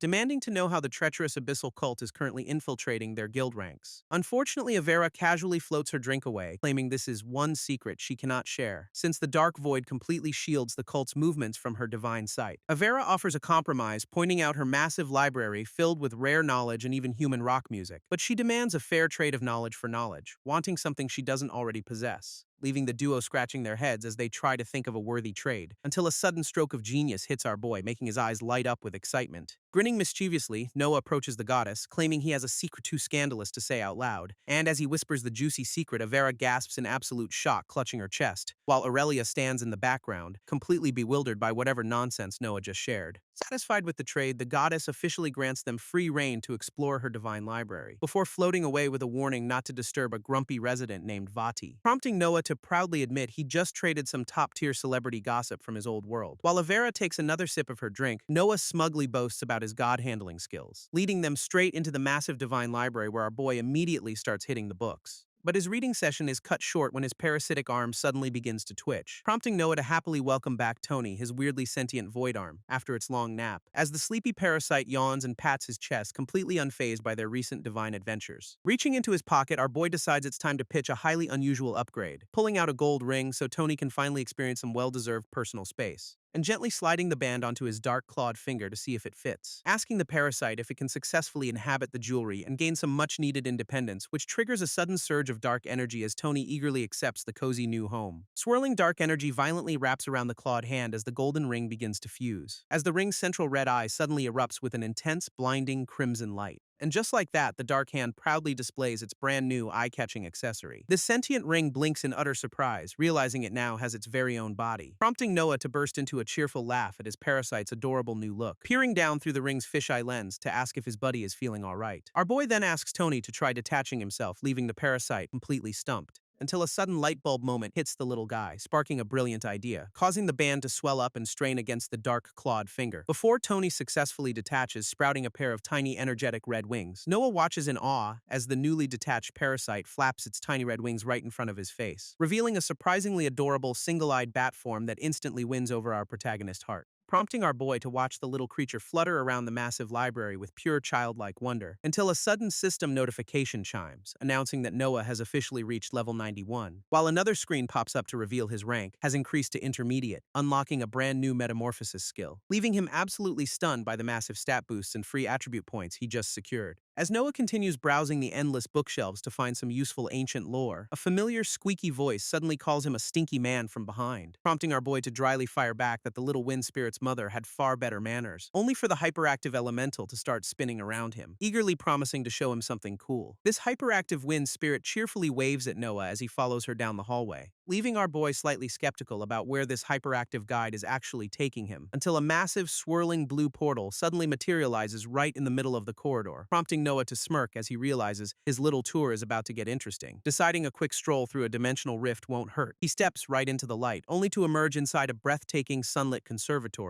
where the little spirit eagerly awaits him. Walking down the lush green path, Noah follows his glowing guide deeper into the massive greenhouse, but his eyes suddenly widen in sheer disbelief as he spots what lies ahead, revealing a magnificent glowing fountain that seems to be the source of the area's magic, as several more adorable wind elementals suddenly materialize, happily fluttering around our completely bewildered protagonist. This little wind spirit cheerfully waves at him, completely thrilled to show off her favorite spot. But as Noah looks down at the fountain, something small suddenly splashes into the water, causing our boy to gasp in absolute shock as his jaw hits the floor, because a completely different world seems to be shimmering right beneath the water's surface. Yet before he can investigate, a sharp black claw taps the edge with a warning, revealing a massive, highly majestic blue peacock standing right behind him with a stern look, which instantly startles Noah as he slowly turns around to address this giant bird, guessing that this must be Vadi, the notoriously grumpy resident the goddess warned him about. This giant bird sighs in annoyance, complaining about Avera's endless habit of dragging random mortals here, before leaning in close to sniff him, noting he reeks of both void and crimson energy. Staring deep into Noah's soul, the giant bird realizes our boy is actually bound by fate. Noah asks if destiny is literally holding his hand, but Vadi quickly shuts down that fantasy, explaining that fate merely stacks the deck to make certain paths much more likely to happen, meaning our boy's strong cosmic ties would have dragged him to this sanctuary eventually. However, the grumpy peacock has zero patience left and demands Noah get lost immediately, warning him to never trespass in the wind astral realm again unless he wants trouble. Instead of running, our polite protagonist bows deeply to ask one final crucial question, bringing up the mysterious scarlet spear he was just researching back in the Divine Library. Since he cannot find any way to stop its deadly crimson rot from consuming him, Vadi delivers some brutal news, revealing that healing magic actually makes this incurable rot worse. Noah frowns, asking the giant bird what his next move should actually be. Vadi explains he must bond with the spear's spirit and let the rot run wild, warning him that he has to tame the weapon before the corruption completely consumes him, leaving our boy to stare at the newly identified spear of Crimson End to weigh his options, before a confident, highly reckless smirk slowly begins to spread across his face, as he proudly declares himself a risk-taker while preparing to face the deadly curse head-on. This grumpy peacock scoffs at his foolishness, though he admits this suicidal stunt will be highly entertaining, offering a smug thank you as the crimson energy begins to swirl violently around him, unleashing a massive torrent of dark red power that completely engulfs his entire body, while a barrage of system warnings pops up, asking if he truly wants to bond with death. Noah braces himself as the crimson energy surges, ready to dive headfirst into the curse, only to immediately splash down into a literal, bone-chilling lake of fresh blood, finding himself surrounded by massive, towering piles of rotting corpses under a crimson sky. Our boy looks around in absolute horror, completely bewildered by this nightmarish landscape, wondering what kind of twisted realm he just stepped into as a sudden presence looms. Standing completely alone in the middle of a literal river of death, he tries to orient himself, but the sheer volume of fallen soldiers lining the shores makes his stomach churn. Suddenly, a lone female warrior holding a massive spear appears through the hazy red mist, prompting Noah to instantly draw his weapon and charge forward to defend himself, only to freeze when he locks eyes with a scarred, red-eyed woman staring right back. Noah realizes this battle-scared warrior is the legendary Scarlet Valkyrie remnant he needs to bond with. But she skips the pleasantries and immediately lunges forward with a deadly lightning-fast swing, unleashing a massive wave of crimson energy that threatens to tear him to shreds, forcing our boy to teleport away at the absolute last second to avoid getting skewered, as her devastating attack obliterates the ground behind him in a massive fiery explosion. Sliding backward across the river of blood, Noah quickly reassesses his highly aggressive opponent, only to watch in horror as she effortlessly rips her weapon back from the flesh pile, leaping high into the air to prepare another crushing downward strike with terrifying speed, her glowing red eyes locking onto him with absolute cold-blooded killer intent, before she unleashes a massive vortex of golden flames that completely engulfs the battlefield. Noah barely has time to process the heat as the massive vortex of golden flames closes in.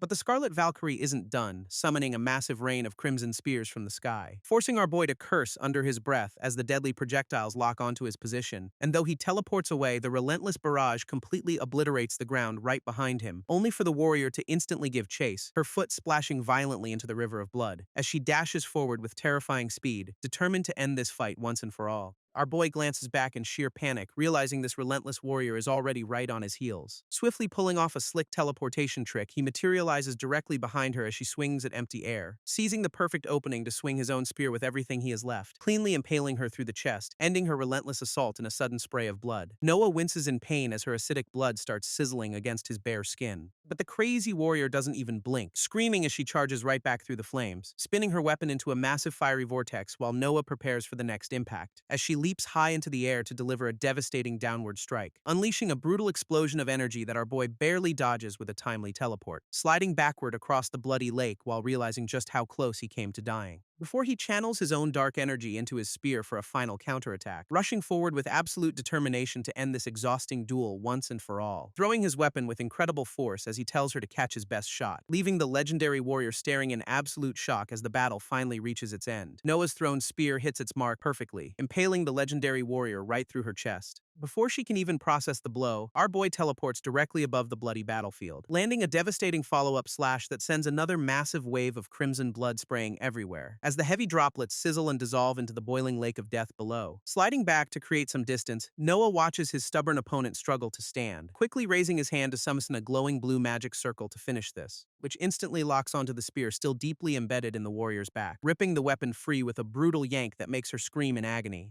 This crimson spear flies straight back to its master, cutting through the hazy red air, allowing Noah to deftly spin his weapon as his exhausted opponent finally drops to her knees. This blunt end of Noah's spear thwacks her right on the head with a sickening crunch, leaving our boy panting heavily as he stands victoriously over his kneeling, defeated opponent. But this relentless warrior merely growls in fury, refusing to accept her sudden defeat, as she suddenly unleashes a massive burst of golden flames that forces him back, leaping high into the air once again to deliver another devastating downward strike, which detonates against the bloody ground with a deafening, absolutely massive explosion, sending Noah flying backward to crash violently into the shallow lake of blood. Clutching his bleeding chest, our boy groans in pain as he watches her closely, realizing to his absolute horror that her severe wounds are rapidly stitching themselves shut, forcing our exhausted protagonist to drag himself back up for another round. This relentless warrior's eyes flare with pure, unadulterated rage as she locks onto him, screaming for him to fight her as she charges forward with blinding speed, forcing Noah to curse his luck while bracing for another brutal head-on collision. Their weapons clash repeatedly in a dizzying blur of pure hatred and desperation, as they trade blow after blow, lighting up the bloody sky with sparks. But she suddenly slips past his guard, delivering a heavy bone-rattling strike which cleanly impales our boy right through the chest in a brutal spray of blood. Coughing up a mouthful of crimson, he watches his health bar plummet to critical levels, prompting him to activate a desperate teleportation circle right beneath his bleeding feet, pulling him out of the nightmare realm just before she can finish him off. Noah grits his teeth as he prepares to activate his final desperate trump card, summoning a glowing magic circle that instantly pierces the Scarlet Valkyrie remnant with a brutal strike, which triggers a system notification confirming he successfully inflicted a severe bleed effect on her, letting a smug, bloody grin spread across his face as he declares his trap complete. A new system window pops up, announcing the activation of his devastating skill, Blood Rain, which begins draining the life force from the countless fallen soldiers floating in the Crimson Lake, swirling the stolen vitality directly into Noah's body to rapidly patch up his fatal wounds, though the sudden violent surge of raw energy makes his entire body crackle with pain. Gritting his teeth through the agony, our boy watches a bright blue flash envelop his vision as he teleports directly above the kneeling warrior to deliver a crushing final downward strike. His devastating downward strike connects, slicing right through the warrior's defenses with a brutal swish. Instead of falling, this absolute maniac grabs the spear shaft embedded in her chest, pulling herself forward along the sharp weapon to close the distance between them, leaving our boy completely stunned by her suicidal level of sheer, unhinged commitment before she leans in and literally bites a massive chunk out of his neck. Our boy screams in pure agony as the excruciating pain surges through his entire body, desperately hammering her with a barrage of heavy blows to force her off him, finally throwing a powerful strike that sends her crashing back into the bloody lake. Heavy droplets of fresh blood slowly drip down, rippling across the crimson water. Clutching his mangled neck, Noah desperately checks his system screen while his relentless opponent stands right back up. A system alert flashes as Noah activates Blood Rain, swirling the crimson lake around them. Our boy grits his teeth, feeling the warm blood dripping from his freshly mangled neck, while his unhinged opponent looks up in disbelief, wondering what kind of monster she's fighting. Ignoring his own massive bleeding chest wound, Noah refuses to back down now. This relentless warrior screams in fury, launching herself forward for another suicidal, high-speed charge, summoning a barrage of glowing golden spears to rain down on him from above, forcing our boy to swiftly dodge her massive flame-infused swings with split-second timing, only for her to leap high into the air once more, preparing a devastating downward strike, deftly anticipating the move as he swings his own crimson spear in a wide defensive arc, cleanly slicing through her defenses and sending another heavy spray of dark blood flying. Noah gets sent flying backward from the impact, letting out a painful groan as he crashes, but he immediately activates his lifeblood skill, cursing his opponent's ridiculous cheat code healing abilities, before launching himself right back into the fray with a high-speed dash, trading a flurry of lightning-fast spear strikes that echo across the bloody battlefield, though a warning screen alerts him that his max health has plummeted to 59%, prompting our boy to summon multiple illusions of himself to completely encircle the warrior. Unfortunately, a low mana warning pops up just as he prepares his next spell, forcing him to rely on pure physical speed as they charge each other once more. But Noah simply bites down on a mana stone to instantly restore his energy reserves, meeting her head-on with a massive clash that sends sparks flying into the crimson sky. Multiple glowing blue magic circles suddenly materialize in the air, completely surrounding the bewildered warrior. Seizing the moment, Noah channels his remaining energy to activate a massive teleportation array beneath his feet. His crimson spear flies through the air with a deafening whoosh, crackling with dark power. With a powerful throw, he sends the weapon crashing straight down into the glowing magic circle, unleashing a brutal barrage of energy blades that impale the screaming warrior from every single direction. Our boy desperately prays this overkill attack is enough as a low mana warning flashes red, while another massive spear pierces cleanly through her chest in a violent spray of dark blood, sending the legendary warrior crashing heavily onto her knees in the middle of the bloody lake. Noah collapses into the crimson water, panting heavily as his body finally reaches its absolute limit. Clutching his throbbing head, he groans in agony as a severe mana backlash violently hits him. As Noah struggles to recover from the mana backlash, a trembling hand reaches out from the crimson lake, revealing the defeated warrior desperately sobbing and begging her mother for forgiveness. Our boy blinks in confusion, completely thrown off by this sudden emotional family drama, while the dying remnant continues to weep as she slowly sinks into the bloody depths. Noah slowly approaches her kneeling form, watching her reach out toward the empty sky, letting out a heavy sigh as he prepares to put her out of her misery. But before he can even strike, she collapses face first into the blood with a heavy thud, her lifeless body floating silently in the lake as her tragic story finally ends. Planting his spear firmly into the ground, Noah stands there in absolute silence, collapsing onto his knees as a system window finally confirms his hard-fought victory. Just as Noah thinks it's over, a foot splashes back down into the crimson pool and a bloody hand suddenly grabs his ankle, dragging him right back into the nightmare. As the unhinged warrior crawls out of the blood like an immortal horror movie villain, delivering a brutal punch that sends our boy crashing face first into the shallow lake. Standing triumphantly over his battered body, she looks down at him with cold, murderous eyes, before wrapping her hand tightly around his throat to lift him off the ground, casually asking what she actually has to do to make him stay dead this time, only to launch him across the battlefield like a rag doll, with terrifying, effortless strength. Noah skids violently across the surface of the crimson water, desperately trying to recover, instantly freezing in absolute terror as he notices something bizarre happening to his surroundings. Noah watches in disbelief as his relentless opponent prepares to unleash her absolute worst, swirling the crimson lake into a massive, terrifying vortex of raw, unbridled energy, as thick ribbons of blood wrap tightly around her battered body like protective armor. Realizing this unhinged warrior still has a ridiculous final phase up her sleeve, she lands with an intimidating thud, radiating a terrifying aura of pure crimson malice. But the bizarre transformation continues as thorny black vines wrap around her ankles, forming a creepy, glowing halo of blooming spider lilies right above her head, leaving her standing there looking like a literal goddess of death ready for round 2.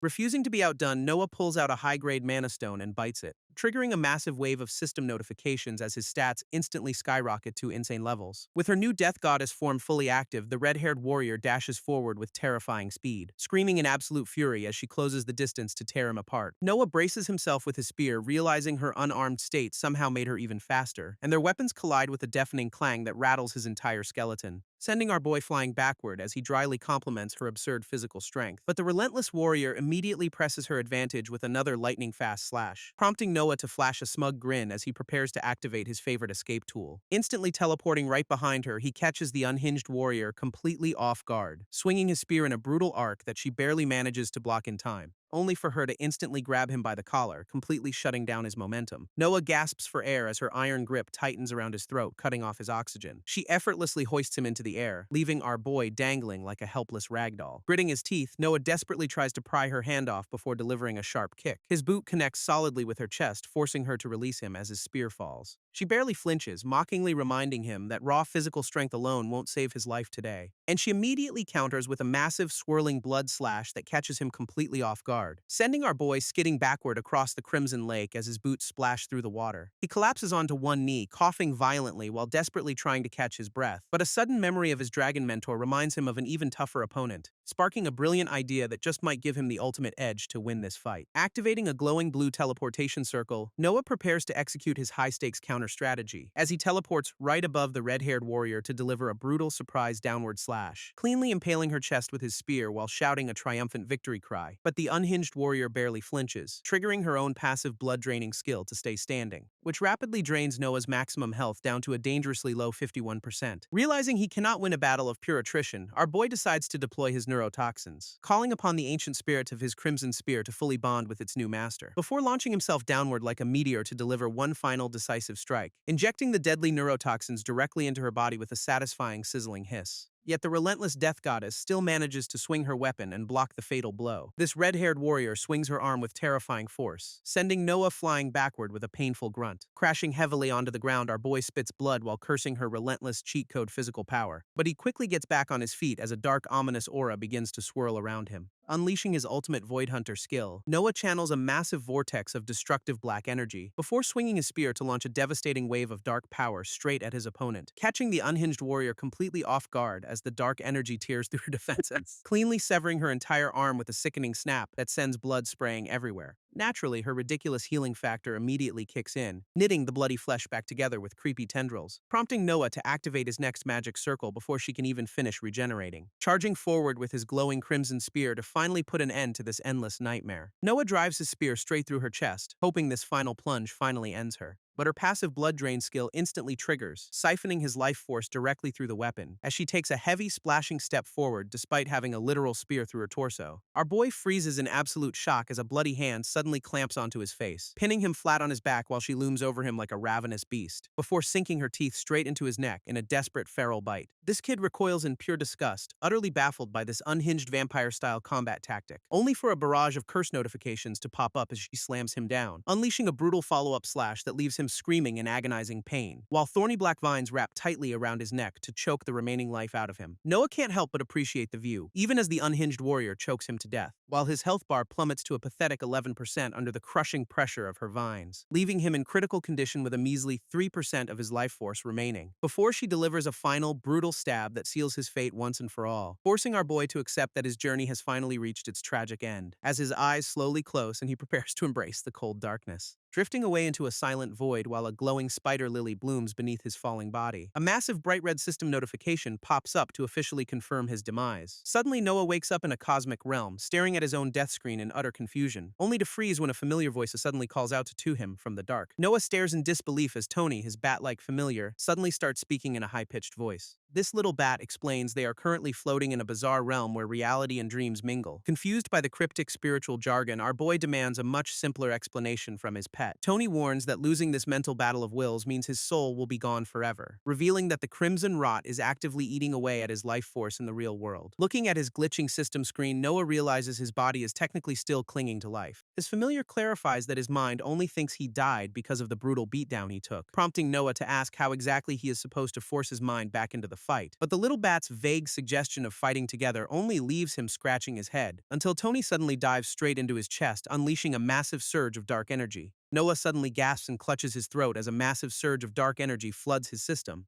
clutching his head in absolute agony as Tony's power forcefully merges with his own consciousness, while his familiar urges him to focus and finally reclaim control over his battered mind, allowing our boy to shatter the illusion of death and blast his way back to reality. Back in the physical world, the red-haired warrior stands triumphantly over Noah's seemingly lifeless body, only for his fingers to suddenly twitch as he forcefully drags his consciousness back to life, grabbing the shaft of his spear to pull himself up despite the thorny vines wrapping around him, leaving the unhinged death goddess completely speechless as her supposedly dead opponent stands right back up. She instantly leaps backward to gain some distance, her crimson blood spraying across the shallow lake, landing heavily on the water as she prepares to defend against his sudden, impossible resurrection. Noah stands tall amidst the dark aura, declaring that this brutal deathmatch is far from over, though his battered body is still shaking violently under the crushing weight of her thorns, as his newly activated symbiote metamorphosis triggers a massive 25% boost to all his stats, giving him exactly 60 seconds to completely obliterate his opponent before his time runs out. He lunges forward, their weapons colliding in a spectacular shower of sparks and raw power, before he delivers a devastating slash that tears right through her defenses with absolute precision. But as he skids to a halt, he suddenly senses something incredibly strange happening. Realizing his bat familiar is actively modifying his body to handle this overwhelming dark energy, as his left arm forcefully mutates into a massive, terrifyingly sharp demonic claw, and his eyes glow with a feral, blood-red light ready to unleash absolute chaos. Noah flashes a wicked grin with his newly mutated demonic claw, declaring they are finally on equal footing, before launching himself forward to seal her defeat with another glowing magic circle, crunching down on another high-grade mana stone to instantly replenish his energy by 300%. This massive boost spikes all his attributes by 50 points as he raises his spear with a roar, leaving the red-haired warrior completely stunned by the sudden overwhelming pressure radiating from his body. Their weapons collide with a deafening clank that sends shockwaves rippling across the bloody lake, unleashing a blinding pillar of light, as our boy proves he is stronger than ever before, trading a relentless flurry of high-speed slashes and parries in a dizzying dance of death.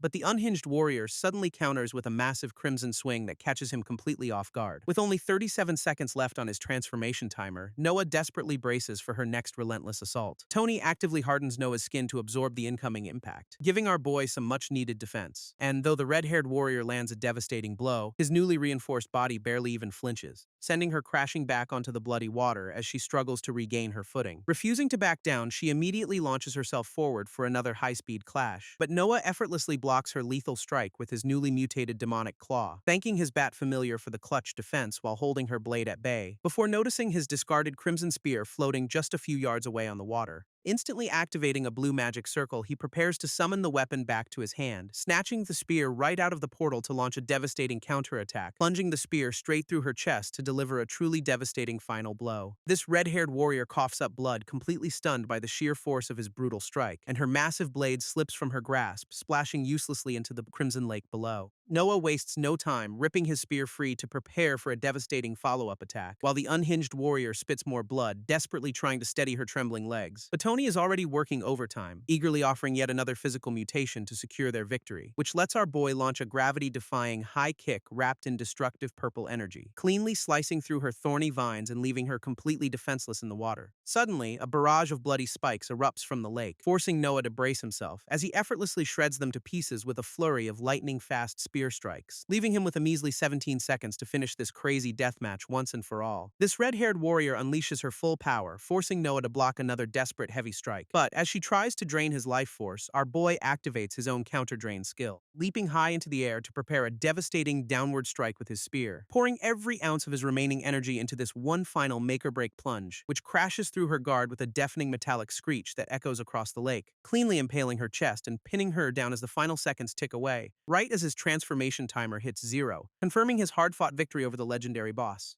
Catching his breath, our boy looks down at his fallen foe, hoping his spear finally accepts him, while the system officially logs the kill, cementing his triumph over the level 127 monster, leaving him standing alone in the quiet, utterly exhausted but relieved that the nightmare is over. With the battle finally won, Noah's legs give out as he collapses heavily into the bloody water. Tony eagerly celebrates their hard-fought victory, while our exhausted boy can barely muster a weak reply. But the eerie eye on his ring suddenly snaps wide open, pulsing with a strange, dark light. A system prompt immediately appears, asking if he wants to consume the level 127 boss. And the moment he taps yes, a swirling vortex of crimson energy wraps around his hand, officially absorbing the fallen Valkyrie to boost his Devourer rank progress to 43%. Another notification pops up to confirm that the legendary Spear of Crimson End has finally bonded with him, before he suddenly wakes up floating naked in a glowing pool while a sassy peacock watches him. This feathered spectator admits she never expected him to survive such a brutal near-death experience, explaining that he is currently soaking in a tub of pure life force to heal his shattered body. This sassy peacock explains that the crimson rot completely devoured his clothes during the intense battle, prompting our boy to look down at his reflection only to let out a shocked gasp as he stares at his newly mutated body, sporting a glowing red eye and intricate dark tattoos.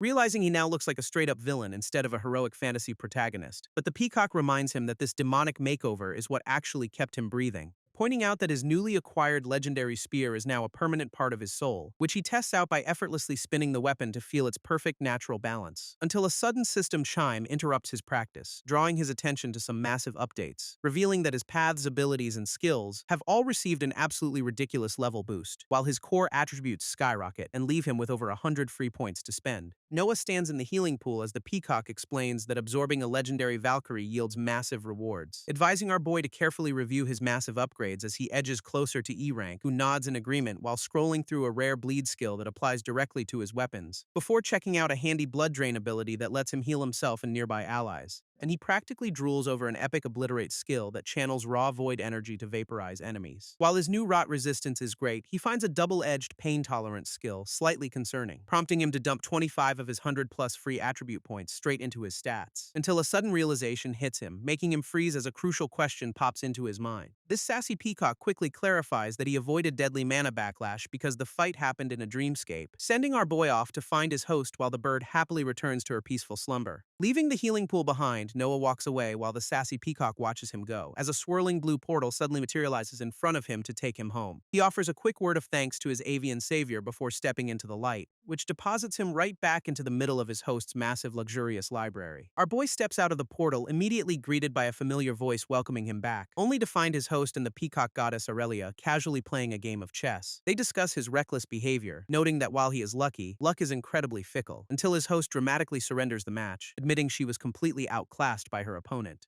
Walking up to the table, Noah remarks on how close the two ladies have suddenly become, but his host immediately roasts his new demonic look, which he proudly defends as pure badassery. Aurelia warns our boy that his familiar's physical modifications are permanent, threatening his very humanity, and she delivers the chilling truth that his transformation has already crossed that line, pointing out the literal crimson rot and abyssal parasites currently flowing through his veins. Since rapid growth always demands a heavy price, she reminds him that power is never free, before deciding it is finally time for them to part ways now that their game is over, explaining that a responsible deity cannot ignore her devoted followers for too long. Our boy and his host politely offer their respect, thanking her for the unexpected hospitality, while a firm handshake officially grants Noah a legendary blessing to double his learning speed. With a cheerful wave, the duo bids farewell to their divine host as they prepare to leave, prompting the goddess to snap her fingers and instantly send them back to their own reality. Back in the real world, the goddess Aurelia casually sips a drink as a portal zips open, sending our duo hurtling through a chaotic, high-speed tunnel of blinding, multicolored light, only for Noah to faceplant spectacularly onto the floor with a painful thud, leaving both of them groggy and nursing massive headaches from the sudden dimensional shift. But their recovery is cut short by the sudden, ominous sound of heavy footsteps approaching, as a squad of armed guards rushes into the hall to investigate the disturbance. Instantly spotting Noah's new demonic look, the guards mistake him for a dangerous void beast, and before our boy can even explain, they aggressively tackle both of them to the ground,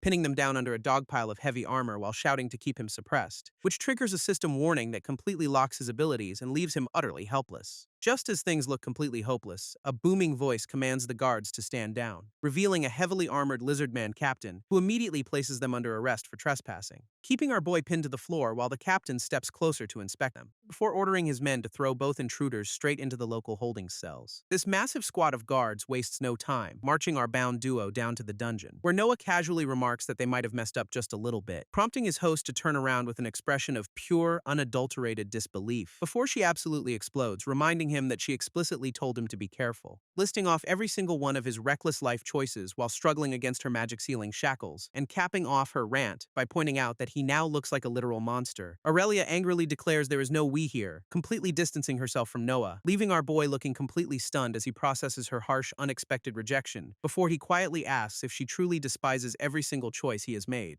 wondering if she genuinely feels that way about his entire journey up to this point. This sudden vulnerability catches Aurelia completely off guard, making her flinch with a visible jolt as she stares back at him with a mixture of shock and sudden guilt, sighing deeply as she admits this weakened state is just her without her active perks. But Noah gently reassures her, saying he actually prefers this much more honest version of her. Softening up, she quietly apologizes, admitting that he did not actually deserve her entire angry lecture, though our boy just smiles, fully owning up to his own reckless and idiotic behavior. Noah sheepishly admits his habit of acting way before thinking, which Aurelia immediately agrees with, and the two of them sit in silence, processing their ridiculous predicament in the dark cell, before they both burst out laughing, finding some dark humor in their shared misery, until the heavy echo of footsteps down the corridor cuts their little bonding moment short, as a guard approaches their heavy metal door and slides a key into the lock, swinging it open with a loud creak to inspect his two bound prisoners, demanding their names while holding a glowing blue holographic tablet to record their answers, which instantly pulls up Aurelia's official profile as a registered near D-rank adventurer. He asks why she entered the rift, prompting her to blame it all on Noah, leaving our boy sweating bullets as he wonders how on earth he will explain his paths. This guard suspiciously asks Aurelia about her connection to the supposed void beast standing beside her, but she quickly clarifies that Noah is registered, prompting the guard to finally accept her explanation, who promptly unlocks her glowing mana-sealing cuffs with a loud metallic clink of the chains, leaving our boy completely dumbfounded as his companion is casually escorted right out of the cell, before the heavy metal door slams shut with a deafening bang that echoes through the dark room. Letting out a heavy, exhausted sigh, Noah stares at the wall while processing his terrible luck, realizing he must desperately find a way to bypass the cuffs and access his astral script, which prompts him to strain against his bindings as a faint swirling blue energy begins to spark, praying his system will actually respond as the glowing metal cuffs begin to shine with intense light,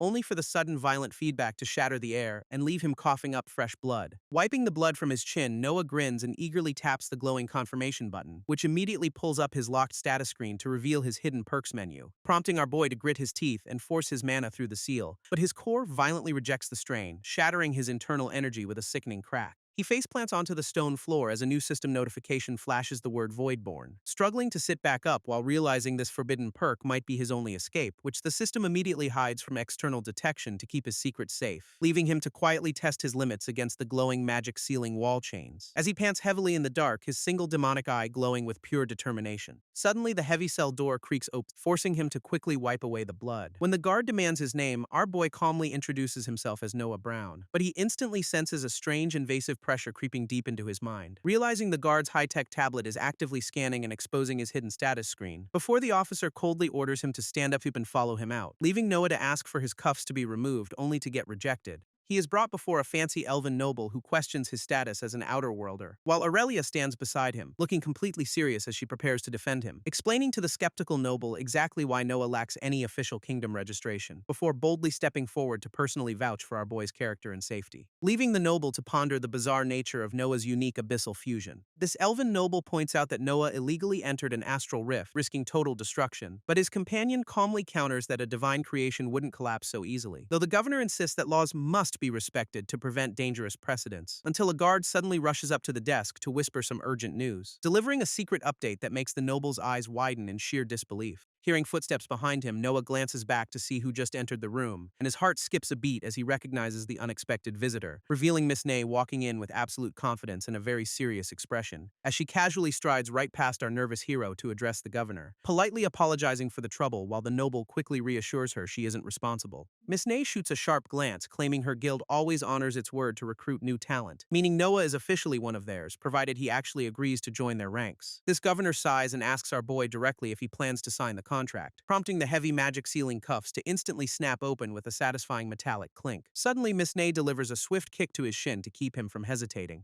threatening to leave him to rot in this dungeon if he doesn't sign immediately, leaving our boy with absolutely no choice but to tap the glowing confirmation button. With the paperwork finalized, Miss Ney politely apologizes one last time before leading her group out. As they finally step out of the Grand Palace and back into the warm sunlight, where Miss Ney immediately turns around to remind Noah that his troubles are far from over. Turning around with a sharp glare, Miss Ney reminds him of the absolute headache he caused her, which only earns a clueless, sweating response from our boy as he tries to play dumb, prompting her to deliver a swift, comedic kick to his shin to force some professional respect, threatening to let their giant lizardman ally turn him into a punching bag if he slacks off, leaving Noah with no choice but to nod frantically while sweating bullets under her intense gaze. Suddenly, she grabs grabs him by the shoulders and pulls him in close with a deadpan expression, whispering that she actually sneaked a peek at his highly classified astral script during the chaos, demanding to know what kind of freakish monster he is to possess such insanely overpowered sub-attributes. But our boy stays dead silent, refusing to leak any secrets about his forbidden void powers, until she finally sighs and backs off, letting him keep his mysteries for now. Miss Ney suddenly shifts her stance, turning back to face our boy on the cobblestone street, getting right in his face to demand why he possesses two separate divine perks. While she easily understands his temporary wind blessing, the second perk completely baffles her, prompting Noah to wonder why he still got arrested if fate is supposedly on his side. But she explains that even gods must respect local laws to prevent absolute chaos, admitting she pulled some major strings with the governor to secure his incredibly lucky release, before asking if he knows anyone else marked by this legendary fate-altering status, only for our boy to admit his memories of arriving here are completely blank. Stopping in her tracks, she sighs in disappointment after realizing he isn't actually lying, casually kicking a small pebble away while asking if he knows what an ascendant is. She explains that ascendants are legendary entities whose names are completely hidden by 5 question marks, which instantly makes her spin around in absolute shock as she realizes he actually met one. Before she can press him for details, they enter a lavish hall to meet a waiting knight, prompting our boy and his companions to size up the heavily armored warrior standing before them, revealing a remarkably handsome, blonde paladin who radiates an aura of intense divine authority. This legendary warrior stepping forward with heavy, echoing strides to greet his newly arrived guests, while Miss Ney casually introduces Aurelia and Noah as the capable party she previously mentioned, as the handsome knight politely welcomes them, though Noah's system flags him as a mysterious paladin. But before they can even start planning, Miss Ney turns around and declares Noah is officially grounded, threatening to throw him straight back into the dungeon if he dares join this dangerous quest. Noah scratches his head, arguing that his reckless mistake is already costing him a massive pay cut, but Miss Ney shuts him down, pointing out that risking his partner's life is completely unacceptable, explaining that raw talent means absolutely nothing if his own teammates can never trust him, while wondering how Aurelia has managed to stay so incredibly patient with his constant nonsense, prompting the warrior woman to step forward and defend him, admitting he is indeed reckless, adding that our boy has actually saved her life on 2 separate occasions, which is why she is fully prepared to give him another chance to prove himself, insisting that his unique skills will be absolutely invaluable for their upcoming high-stakes quest.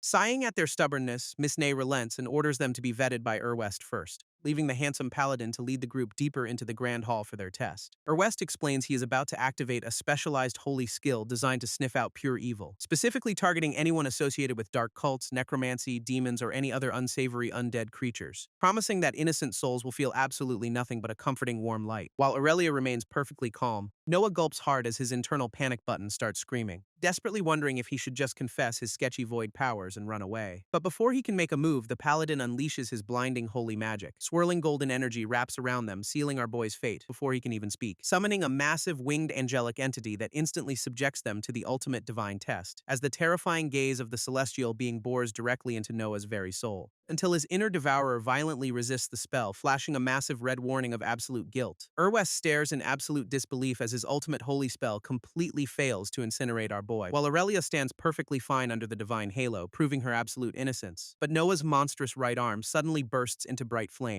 triggering his pain-tolerant skill, as the swirling golden magic slowly dissipates, leaving the tense trio standing in awkward silence. Instantly sensing danger, the paladin grips his hilt and begins drawing his gleaming sword, pointing the sharp blade directly at Noah's throat while demanding to know his true identity. Fortunately, Miss Ney grabs his arm and orders him to put the weapon down, explaining that the guild doesn't discriminate against void users since the void itself isn't inherently evil, urging him to focus on their actual target instead of wasting time on their new recruit, which forces the frustrated paladin to grit his teeth and reluctantly agree to the plan. West quickly backs down, offering a stiff apology to Ney and Aurelia while sheathing his blade, but Noah is left completely out of the peace offering, prompting him to complain immediately, though the paladin coldly reminds him that he only survived thanks to his friends, which our boy responds to by casually flipping him off the second his back is turned. Moving things along, Miss Ney taps the mission files to finally get their strategy meeting started, explaining that their primary target is actually Aurelia's treacherous former party of rogue adventurers. Sitting around the lavish table, she asks the group for any intel they have on these traitors, prompting Aurelia to reveal that they are dealing with a highly coordinated trio of killers, specifically naming their targets as the dangerous combatants Garrett, Evans, and the mysterious Alta. Starting with Garrett, a heavy-hitting D-rank brawler who leads the squad with a massive broadsword. Next is Evans, a versatile E-rank ranger who handles both long-range sniping and dirty close-quarters combat. And finally Alta, a creepy blood mage specializing in healing her allies during a chaotic brawl. Miss Ney emphasizes that their best bet is a swift, brutal ambush to end things instantly, prompting Aurelia to volunteer for Garrett, confident her berserker mode can match his heavy-hitting style. While West nods along as she assigns him to counter the poison-using Ranger Evans, leaving Noah to deal with the crafty Blood Mage, despite Aurelia warning him about her tricks. With the matchup set, Miss Nay slams her hands on the desk to finalize the strategy, revealing she pulled some major favors to secure a massive flying wyvern for their rapid transit, ordering the trio to rest up and prepare for a departure before tomorrow's first light, before casually kicking them out of her office so she can finally tackle her endless paperwork. Stepping into a cozy workshop, Aurelia is warmly welcomed back by a familiar voice, as the cheerful craftsman Josiah proudly presents a brand new pair of custom-made gauntlets, revealing the epic-grade Pyroclash gauntlets forged from volcanic steel and infused with pure flame essence. She slides them on, the heavy metal fitting her hands with absolute perfection, and with a sudden grin she winds up a devastating practice punch, unleashing a massive swirl of blazing fire that lights up the entire workshop, staring in absolute awe at the incredible destructive power humming at her fingertips, before turning back to Josiah with a massive grin to praise his legendary craftsmanship. This charming merchant simply bows, claiming he only crafts the absolute best for his favorite customer, though she immediately worries about the price, only for him to joke it costs way less than Noah's spear. Speaking of Noah, Josiah steps closer and asks what on earth happened to his eye, but our boy just laughs nervously and claims it is a totally normal injury, though the skeptical craftsman warns him to get that creepy red eye checked out immediately. Meanwhile, Aurelia steps up to collect a pouch of glowing mana stones from the counter, thanking the friendly merchant who warmly wishes her the absolute best on her upcoming journey. Heading out, the duo walks down the quiet stone steps of the city streets, where Aurelia nudges Noah to ask why he suddenly went completely silent back there, bluntly asking if he has a death wish, though he claims he was just thinking,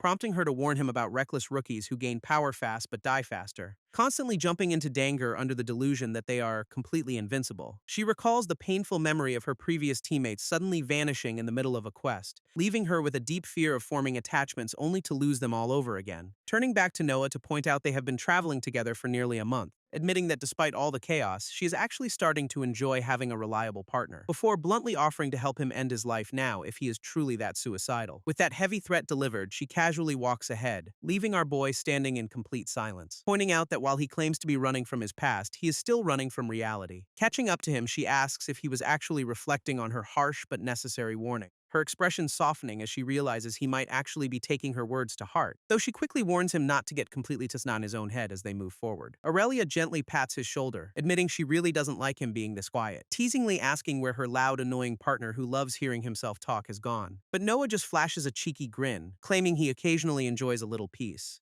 prompting her to laughingly dismiss his moodiness while promising a quick cure for his blues, which instantly piques our boy's curiosity as he wonders what she has in mind. Pointing out their brand new gear, she eagerly suggests there is only one logical way to test them, though Noah nervously reminds her that his toxic spear might actually rot her to pieces, so he quickly dumps 25 attribute points into his agility and constitution to survive her onslaught, before they face off in a massive stone arena to establish some basic ground rules, this warrior woman raising her blazing gauntlets with a wild grin, demanding they go absolutely all out. Noah summons Tony, his loyal spear spirit, who eagerly answers the call to arms, as dark, shadowy energy begins to hiss and swirl violently from his demonic ring, wrapping around him like a sinister cloak while he readies his toxic red spear, leaving Aurelia genuinely impressed by how easily his multitasking familiar handles the transformation. Before the two partners take their positions and prepare to clash in earnest, Aurelia instantly closes the distance, launching a blazing punch straight at our boy's head, but Noah barely manages to block the heavy strike with his spear shaft, realizing with a nervous grin that her new gauntlets pack a serious punch. Suddenly, she blinks forward in a flash of blue light to catch him off guard, forcing Noah to quickly tap into his newly upgraded agility to dodge her next move. Noah swings his toxic red spear with blinding speed, trying to keep her at bay, but Aurelia easily deflects the strike with her heavy gauntlets, praising his decent effort, before charging right back in with a fist fully charged with blazing flame magic, forcing our boy to instantly blink high into the air to avoid getting incinerated. He spins his spear midair and launches a rapid downward thrust to catch her off guard, but the warrior woman casually grabs the weapon's shaft with her bare hand, violently yanking Noah down from the sky like a helpless kite on a string, leaving him gritting his teeth in frustration as he desperately tries to trigger his escape skill, only for a massive red warning screen to pop up, revealing his blink has failed. As Aurelia smugly explains that her new gauntlets have a handy little aura suppression effect, Aurelia delivers a brutal gut punch, sending our boy coughing up spit and folding like a lawn chair, before he rockets backward across the arena, crashing into the stone floor with a massive explosion. Standing tall amidst the smoke, the warrior woman smugly admires her smoking new volcanic gauntlets, while a shadowy silhouette slowly begins to rise from the massive dust cloud. Noah wipes the blood from his chin, glaring up with a wild, vengeful look in his eyes, but Aurelia just ignites her fists again, completely unfazed by his sudden dramatic spike in anger. Gripping his toxic red spear, our boy pushes himself back onto his feet to retaliate, flashing a wicked smirk as he prepares to launch a devastating counterattack of his own, violently hurling his weapon forward with enough raw force to tear through the air, sending the deadly spear rocketing straight down at his partner to see if she can actually handle it. Just as the spear is about to impale her, a glowing magic circle suddenly manifests, warping the deadly weapon away in a sudden flash of bright blue light, leaving Aurelia scanning the empty arena in complete confusion as a ripple forms beneath her, only for the toxic spear to instantly materialize right next to her face. She barely reacts in time to deflect the surprise strike with her heavy gauntlet, but the razor-sharp tip still manages to slice a clean cut across her cheek, prompting her to swing a wild counterattack that only hits empty air, as our boy uses his spatial magic to instantly close the distance once more, leaping high into the air while summoning a massive wave of dark, shadowy energy, before bringing his spear crashing down against her raised gauntlets in a deafening explosion. This impact of their clash sends a massive shockwave cracking through the stone floor beneath them, but Aurelia just grins and prepares to retaliate with a fully charged counterpunch, which Noah barely manages to deflect with his spear shaft as sparks fly everywhere, prompting our boy to flash a wicked smirk while preparing his next magical trick, instantly warping around the arena to launch a relentless barrage of strikes from every angle. This warrior woman gritting her teeth as she desperately raises her heavy gauntlets to block, only for Noah to suddenly activate his blood drain skill to completely bind her, materializing right in front of her face with a smug shout of victory, leaving Aurelia wide-eyed in sheer disbelief as she realizes she's been completely outmaneuvered, but she quickly recovers, igniting her volcanic aura to meet his final devastating strike. Noah lets out a fierce battle cry as he channels his spatial magic once more, triggering a massive explosion of fire and shockwaves that completely engulfs the stone arena. But our boy quickly realizes he might have severely underestimated her raw destructive power, as Aurelia suddenly lunges through the smoke to grab his wrist with iron-tight grip, shutting down his desperate attempt to blink away before delivering a heavy, punishing blow.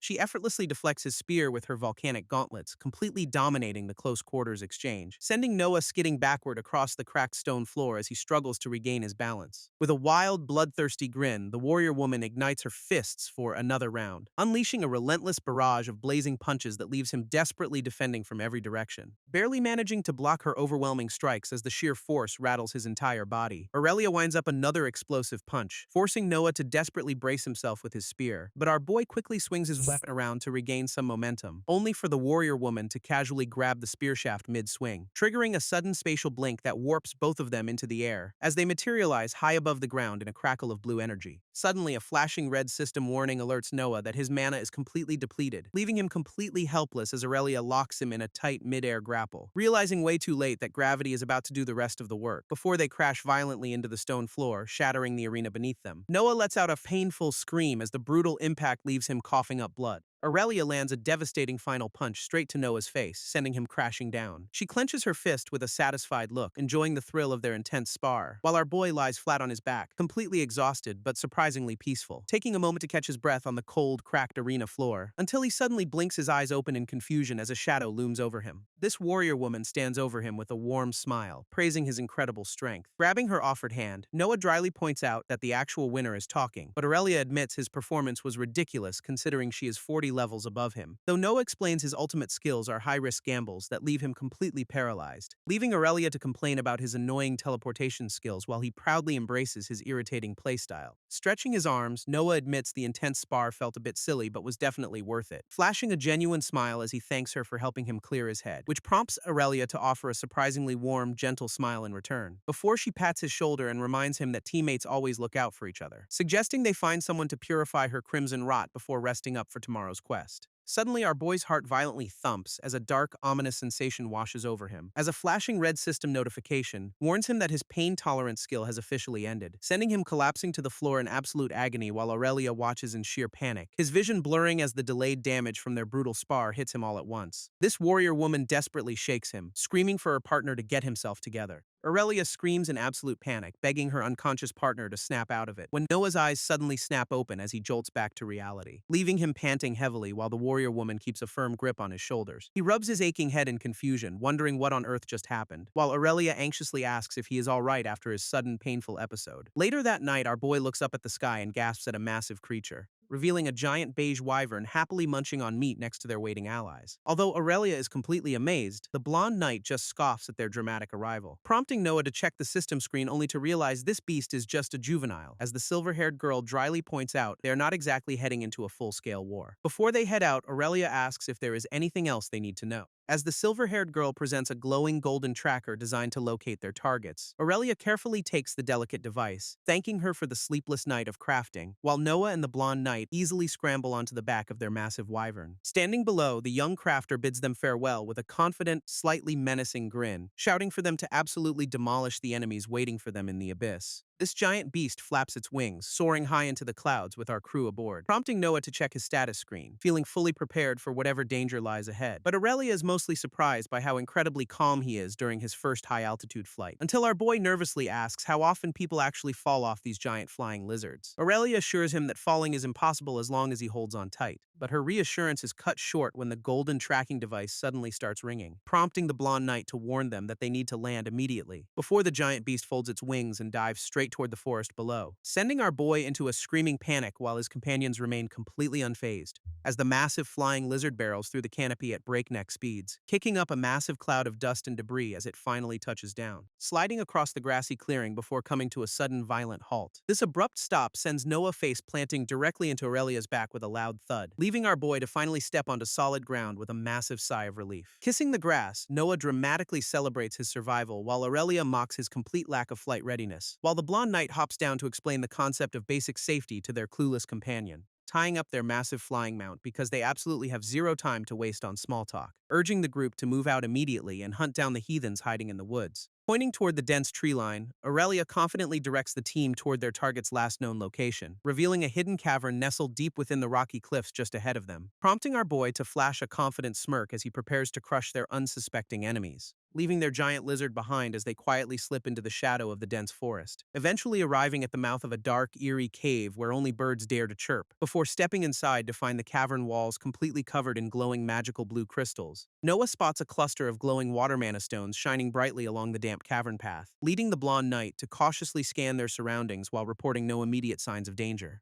But Aurelia quickly takes charge, directing the group to follow the left path deeper into the cave, as their footsteps echo softly against the damp stone walls while they navigate the crystal-lined tunnels, keeping their guards up as the eerie blue glow of the mudstones illuminates their path, until the blonde knight suddenly brings his heavy armored boot to a sharp, decisive halt, ordering the others to wait behind him while he slowly reaches for his sword hilt, before suddenly launching himself forward into a full sprint, leaving his surprised companions shouting after him, drawing his blade with a sharp metallic ring as he charges headfirst into the darkness, unleashing a devastating slash that cuts clean through the cavern air with blinding speed. Noah and Aurelia watch in absolute bewilderment as their overzealous knight charges ahead, while a clueless cloaked man inside the cave turns around just in time, only to get brutally skewered through the neck by the knight's lightning-fast blade, leaving the poor guy choking on his own blood in sheer agony, before he face plants onto the cold stone floor, completely neutralized in seconds. Splattered with blood, the knight calmly turns back to call his teammates over, prompting Aurelia and our boy to quickly jog over to inspect the damage, finding their overeager companion standing over the freshly defeated enemy like a proud hunter, revealing a sinister tattoo on the dead man's neck that confirms cultist activity. As the knight points deeper into the cavern, warning them that more targets await, Noah confidently steps up to handle the remaining guards, gripping his spear with absolute focus. Charging down the crystalline corridor, our boy targets the two unsuspecting sentries stationed ahead, before suddenly warping directly above them in a flash of blinding blue light. He drives his spear straight through the first guard, instantly ending any chance of an alarm, leaving the second cultist choking in sheer horror as his partner drops dead beside him. Without wasting a single second, Noah activates his blood drain skill to siphon the survivor's life force, turning the helpless enemy's veins completely pale until his hand limply drops to the floor, as system notifications confirm 2 quick kills and some easy experience points for our boy. Gesturing for his allies to keep moving, Noah leads the group deeper into the dark cavern,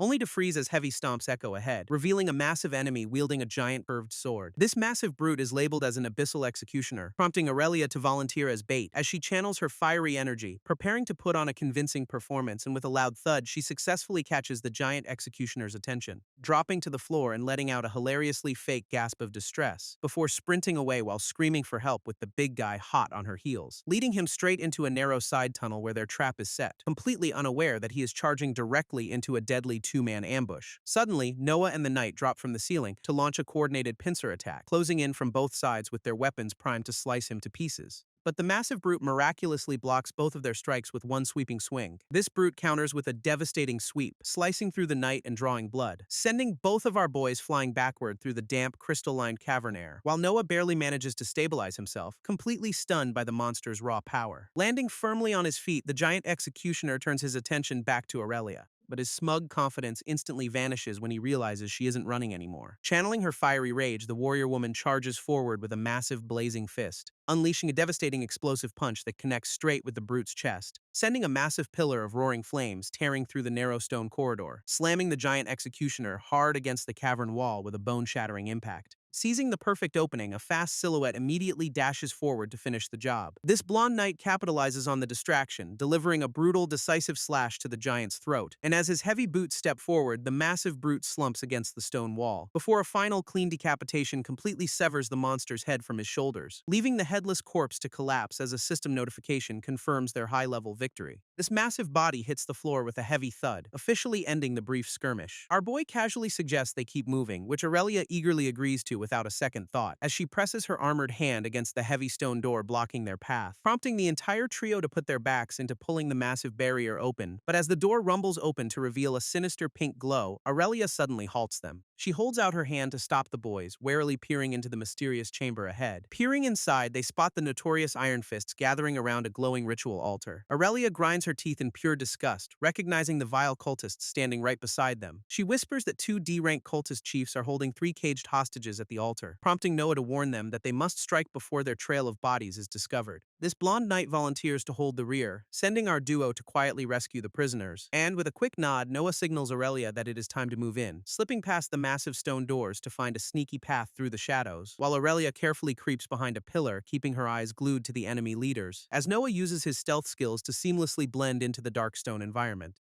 while the angry cultist chief loudly complains about the disappointing lack of quality sacrifices. This silver-haired mercenary complains about how incredibly difficult it is to capture high-ranking targets, explaining that his team actually caught 5 before the hostages decided to end their own lives, which doesn't sit well with the cultist chief, who demands exactly 5 live sacrifices for their ritual. Suddenly, a flying dagger grazes the chief's cheek, drawing blood and cutting his complaints short, as the mercenary group's hooded assassin draws his blade, tired of hearing the cultist's constant whining. Before things escalate, the red-haired cultist chief steps in to play peacemaker and de-escalate the sudden tension, reminding the mercenaries that their entire deal falls apart if they fail to deliver the correct numbers, prompting the hooded assassin to begrudgingly sheath his weapon and fall back into line. Watching this internal drama unfold from the shadows, Noah carefully plans his next move, spotting a glowing blue magic trap right before he can reach the caged hostages. Slipping past the magical security, Noah quietly approaches the first cage to reassure the terrified hostage, realizing the heavy lock requires a specific runic slate key to open it, prompting our boy to ask if she can draw the pattern on the ground, which she quickly does, tracing the triangular symbol in the dust with her finger, allowing Noah to carefully carve the exact replica onto his own makeshift key, and with a satisfying click, the heavy magical lock instantly pops wide open, instructing her to slip away and find the blonde knight waiting outside for rescue. He watches as the freed captive quietly sneaks into the shadows of the cavern, while Aurelia successfully guides another hostage out of the ritual chamber at the exact same time, leaving only one final prisoner to rescue before their stealthy operation is complete. Noah slides his makeshift key into the final lock, ready to free their last captive, revealing a chained red lizard man who looks up in absolute disbelief as the heavy door creaks open. But just as our boy offers a reassuring smile, a deadly shadow looms silently behind him. Sensing the sudden shift in the air, Noah whips his head around in pure panic, only for a glowing green dagger to slice through the darkness with blinding speed, grazing his cheek and drawing blood before he can even register the assassin's presence. Before he can recover, a brutal physical strike sends Noah crashing hard onto the stone floor, followed by a barrage of toxic green projectiles that pierce straight into his chest. System alerts immediately flash red, warning him of severe paralysis and deadly toxin levels, leaving his hand glowing with a sickly green aura as his body rapidly goes numb. Noah screams in absolute agony as more toxic green projectiles pierce straight into his chest, revealing a hooded archer identified by the system as a deadly potioncraft ranger who quickly pins our boy down while the system locks away his magic abilities. Meanwhile, Aurelia finds herself bound in glowing red ropes as the silver-haired mercenary smugly greets her, prompting the fierce warrior woman to glare back at her captor with pure unadulterated hatred, as he leans in close, mockingly asking how she is still breathing after their last encounter. But their reunion is cut short when the red-haired cultist chief furiously storms over, forcing the mercenary to defend his failed assassination by insisting her death was supposed to be guaranteed,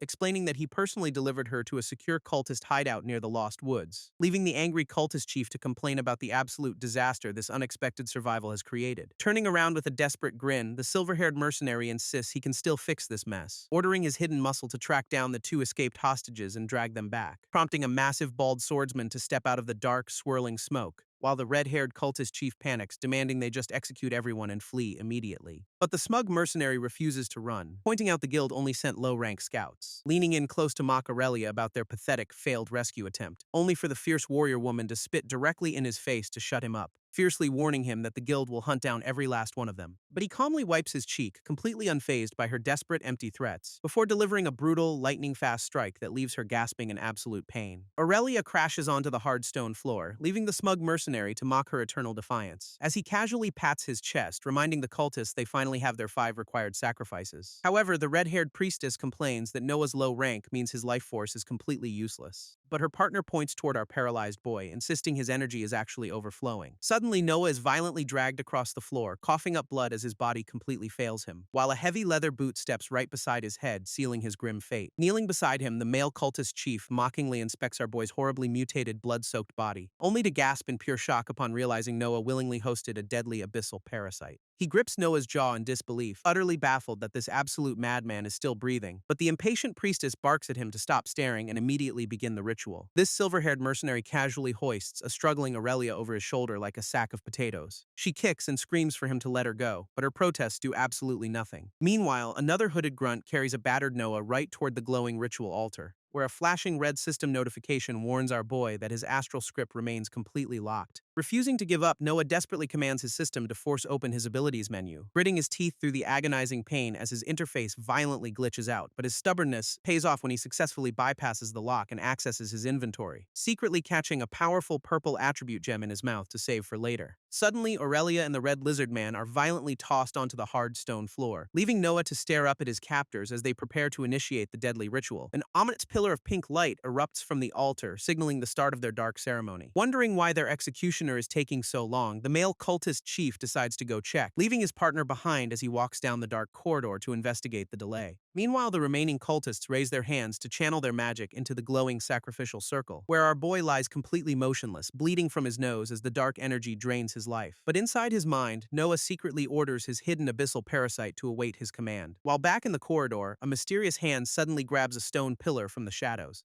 unleashing a blinding flash of light that catches the unsuspecting cultist chief completely off guard. As the blonde knight charges into the corridor, unleashing a devastating slash with his glowing sword, determined to rescue his allies and put a violent end to this twisted ritual. This blonde knight's sudden ambush catches the cultists completely off guard, instantly taking down one of their own, leaving the male cultist chief to scream in absolute vein-popping fury at the sudden intrusion. But meanwhile, Noah crunches down on his hidden mana stone to trigger a massive stat-boosting metamorphosis, unleashing a violent explosion of dark energy that sends the surrounding cultists flying in every direction, prompting the terrified grunts to completely abandon their posts and scramble for the nearest exit, while the raw surge of power instantly shatters the heavy iron shackles binding our boy's wrists, which also allows Aurelia to ignite her fists with a blazing torrent of pure fire, as she roars in fury, ready to unleash absolute hell on her captors. Meanwhile, Noah's eyes glow a menacing crimson as the dark symbiote fully takes over his body. She launches herself straight at the silver-haired mercenary, determined to turn him into a pile of ashes. Aurelia crashes her flaming fists directly against the silver-haired mercenary's massive blade, while the sneaky hooded archer draws his bow to snipe her from afar, unleashing a toxic green arrow that streaks across the cavern toward our boy. But Noah casually shatters the deadly projectile with his bare, dark-infused hand, flashing a terrifying, fanged grin as he mockingly shuts down their cheap tricks. Leaping high into the air, our boy dives straight toward the panicked sniper, prompting the desperate ranger to throw a barrage of daggers to stop him, which Noah easily swats away like annoying flies while closing the distance, before unleashing a massive circular spear slash that completely overwhelms his opponent. With the sniper dealt with, his glowing red eyes lock onto his next target. Noah leaps through the air, unleashing a devastating blood-red slash that tears through the cavern, before throwing his spear with pinpoint accuracy to lock down the female cultist chief, who screams in absolute agony as the brutal projectile pierces straight through her chest. Utilizing his blink ability to close the remaining distance in a single fraction of a second, our boy instantly materializes right in front of her and grabs her throat in a crushing chokehold, pulling his weapon free to finish her off while she desperately gasps for air. Suddenly, a barrage of toxic green arrows pierces straight through Noah's back with a sickening crunch, triggering a system alert warning him that he has just been inflicted with a deadly life drain. But he merely glances back with glowing red eyes, completely ignoring the agonizing pain, casually spinning the priestess around to use her as a meat shield against the next incoming barrage. Suddenly, glowing red chains wrap tightly around Noah's body, pinning his arms to his sides, but our boy just flashes a terrifying, fanged smirk as if this was his plan all along, instantly shattering the bindings and slicing the cultist priestess in half with a single single, brutal strike. Leaving her lifeless body on the stone floor, he immediately blinks toward his next target, closing the distance to the hooded archer with his dark-infused spear raised to strike. Although the agile ranger leaps backward, desperately firing a volley of toxic green arrows to defend himself, prompting Noah to laugh maniacally as he easily bats the projectiles out of the air, which leaves the masked assassin staring in absolute horror at our boy's monstrous, unstoppable speed. This desperate ranger barely ducks under a devastating horizontal sweep of Noah's dark-infused spear, only for our boy to instantly spin around and snatch the arrows right out of his quiver. Noah drives his dark-infused spear straight into the archer's shoulder, drawing a massive spray of blood. This spear pierces completely through the assassin, leaving him to gasp in absolute disbelief as he falls. Landing gracefully on the stone wall, Noah looks down at his defeated foes with cold, calculating eyes, while the dying ranger curses his luck as the deadly abyssal poison rapidly spreads through his veins. With his enemies finally neutralized, Noah stands amidst the carnage as his dark aura slowly begins to fade, panting heavily as the extreme physical toll of his sudden metamorphosis finally catches up to him. But he still flashes a smug grin even as the system announces his powerful transformation has officially ended, triggering a massive wave of debuffs alongside a glorious notification that he is finally ready to rank up. Meanwhile, another hidden sniper draws his bow, aiming directly at Aurelia as she battles the mercenary, unaware that the fierce warrior woman is already roaring in fury, her fist engulfed in fire.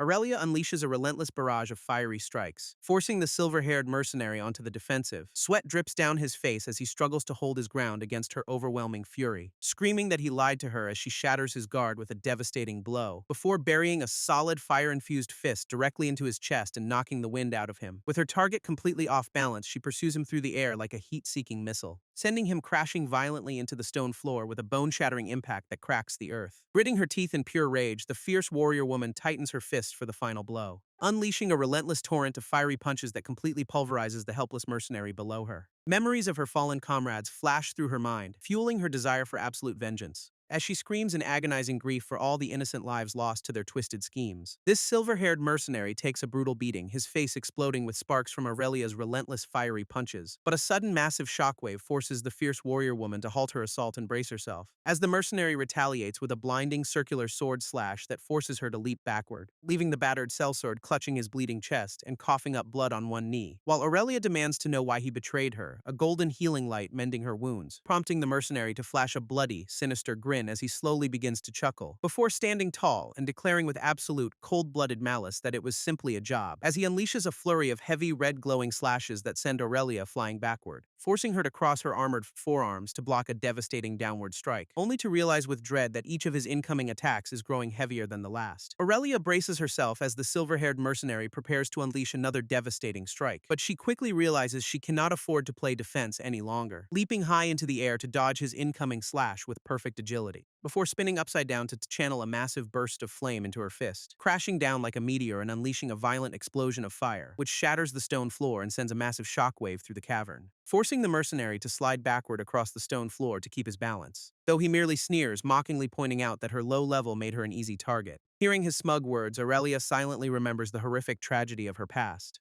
recalling the agonizing screams of her loved ones as they were mercilessly slaughtered. Reliving the horror of being forced to slay her own mutated, screaming family members, she boils with absolute rage as her fists ignite with a fresh wave of fire, while the mercenary just sneers, claiming his greed easily outweighs her annoying self-righteousness. Disgusted by his complete lack of remorse, she prepares to end him once and for all, prompting the smug sellsword to eagerly welcome the fight as she charges up her mana, slamming her burning gauntlets together to channel every ounce of her remaining strength before launching herself forward like a blazing rocket straight toward her target. A violent fire-infused punch buries itself directly into his gut with a massive explosion, though the mercenary barely manages to block, sliding backward while gritting his teeth, only to immediately counterattack with a savage roar as he swings his heavy blade. This mercenary unleashes a massive red glowing slash that tears across the stone floor, but Aurelia leaps high into the air, easily dodging the deadly energy wave, before throwing a blazing fire-infused chain that stabs directly into his chest. With a powerful yank, she pulls the chain to hoist him into the air, slamming him back down with a violent, explosive impact that shatters the ground. This battered mercenary barely slides to his feet, grunting in pain as he recovers, only to drop to one knee as crackling blue lightning begins to surge around him, unleashing a massive shockwave that blows the fierce warrior woman completely off her feet, sending her crashing violently into the stone wall with a bone-shattering impact, leaving Aurelia to grit her teeth in agony as she struggles to catch her breath.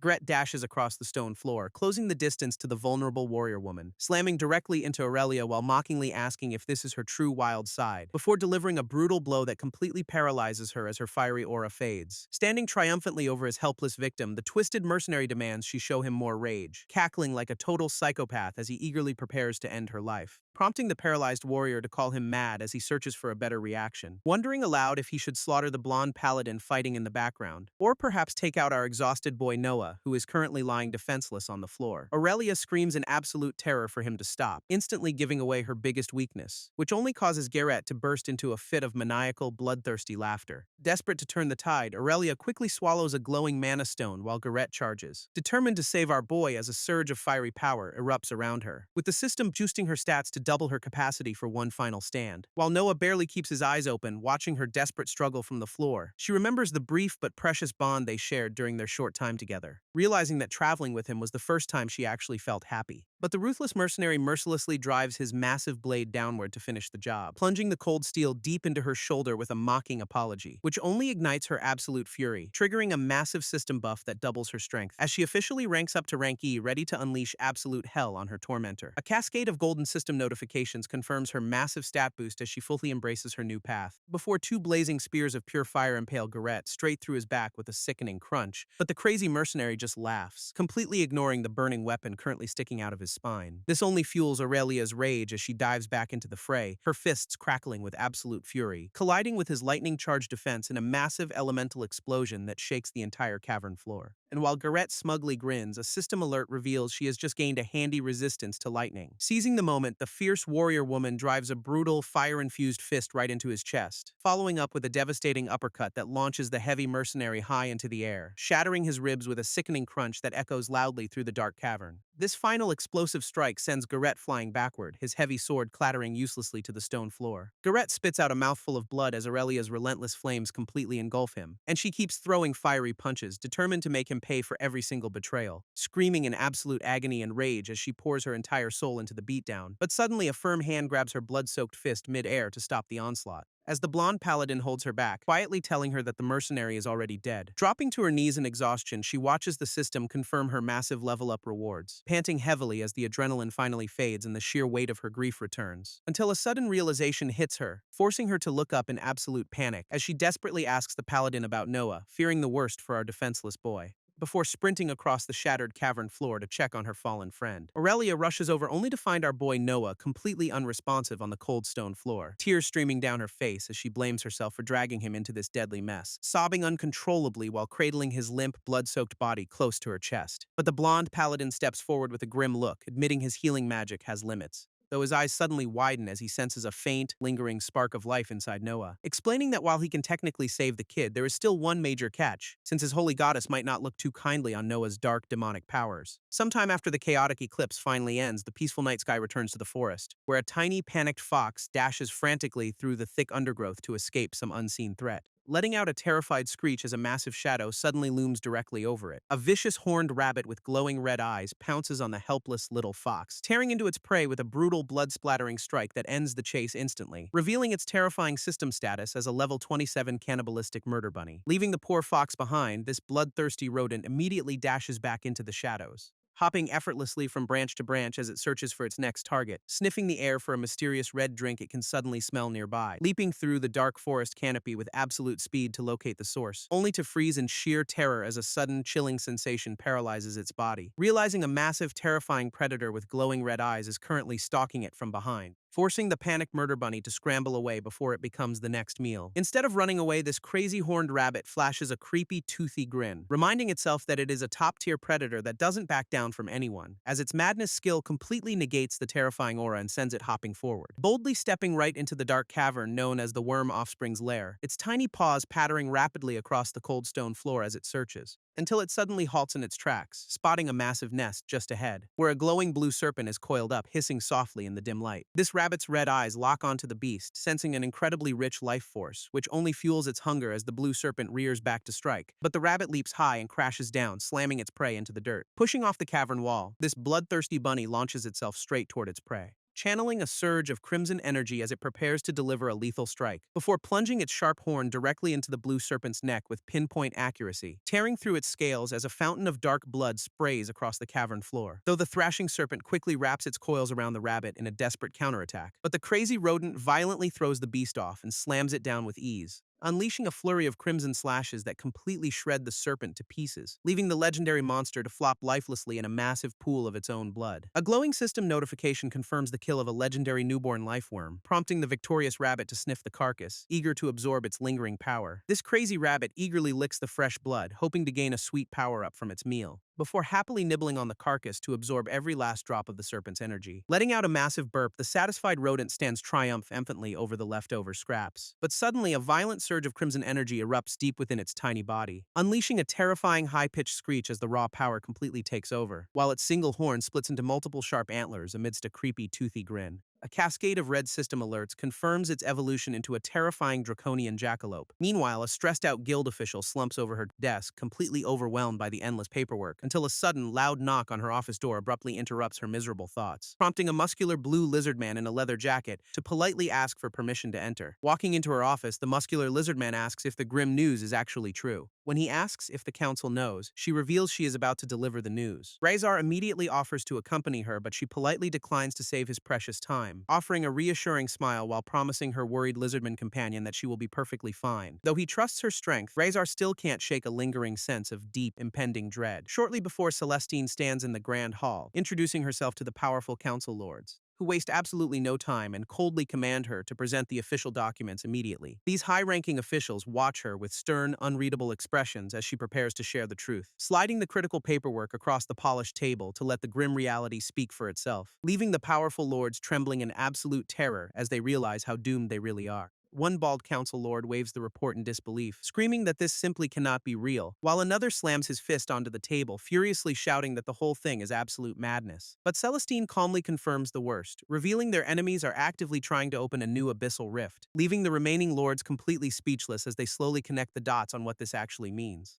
realizing that a massive, unavoidable war is now the only possible outcome left on the table. Meanwhile, our boy Noah is resting peacefully in a quiet clinic room with Aurelia watching over him until he slowly opens his eyes, revealing a single glowing red pupil that hints at his demonic side. Turning his head slightly, he spots the exhausted warrior woman fast asleep in the chair beside him, and the slight rustle of his movement instantly wakes her up, her sharp eyes snapping wide open. Sitting up with his torso heavily bandaged, Noah quietly stares back at his loyal companion in silence. Aurelia stares at him in absolute silence, her eyes wide with sheer disbelief, before suddenly reaching out to pinch his cheek to make sure she isn't dreaming, only to pinch her own face next and realize that yes, it actually hurts. Tears instantly well up in her eyes as the overwhelming relief finally hits her. But instead of a warm hug, she violently slams a heavy book onto his head, leaving our boy rubbing his sore head and yelling at her in utter confusion, while the tough warrior quickly spins her chair around to hide her crying face. Seeing right through her tough act, Noah just smiles softly and lets out a sigh, gently telling his loyal companion that he is officially back from the brink of death. As she quietly wipes away her tears of joy in the warm morning light, Aurelia turns around with a warm smile, welcoming our boy back to the land of the living. Noah immediately asks how long he was out, only to find out he slept for 10 whole days. She explains that the healers did everything they could, but Noah jokingly promises he won't die that easily. Noticing her massive power spike, Noah asks if she ranked up, which she reluctantly admits is true. When he asks about Urwest, she tells him to thank the grumpy paladin for saving his life later. Our boy then shifts his focus to the cultists, his single demonic eye glowing with intense curiosity. Turns out they actually captured one of the cultists alive and managed to extract some vital information. Before she can leave to fetch a healer, Noah calls out to stop her from walking away. He brings up her previous question about his death wish, catching her completely off guard at the door, explaining that while a goddess offered him eternal paradise, he ultimately chose to return and keep fighting. Noah flashes a confident smirk, pointing out that he has a very important promise to keep,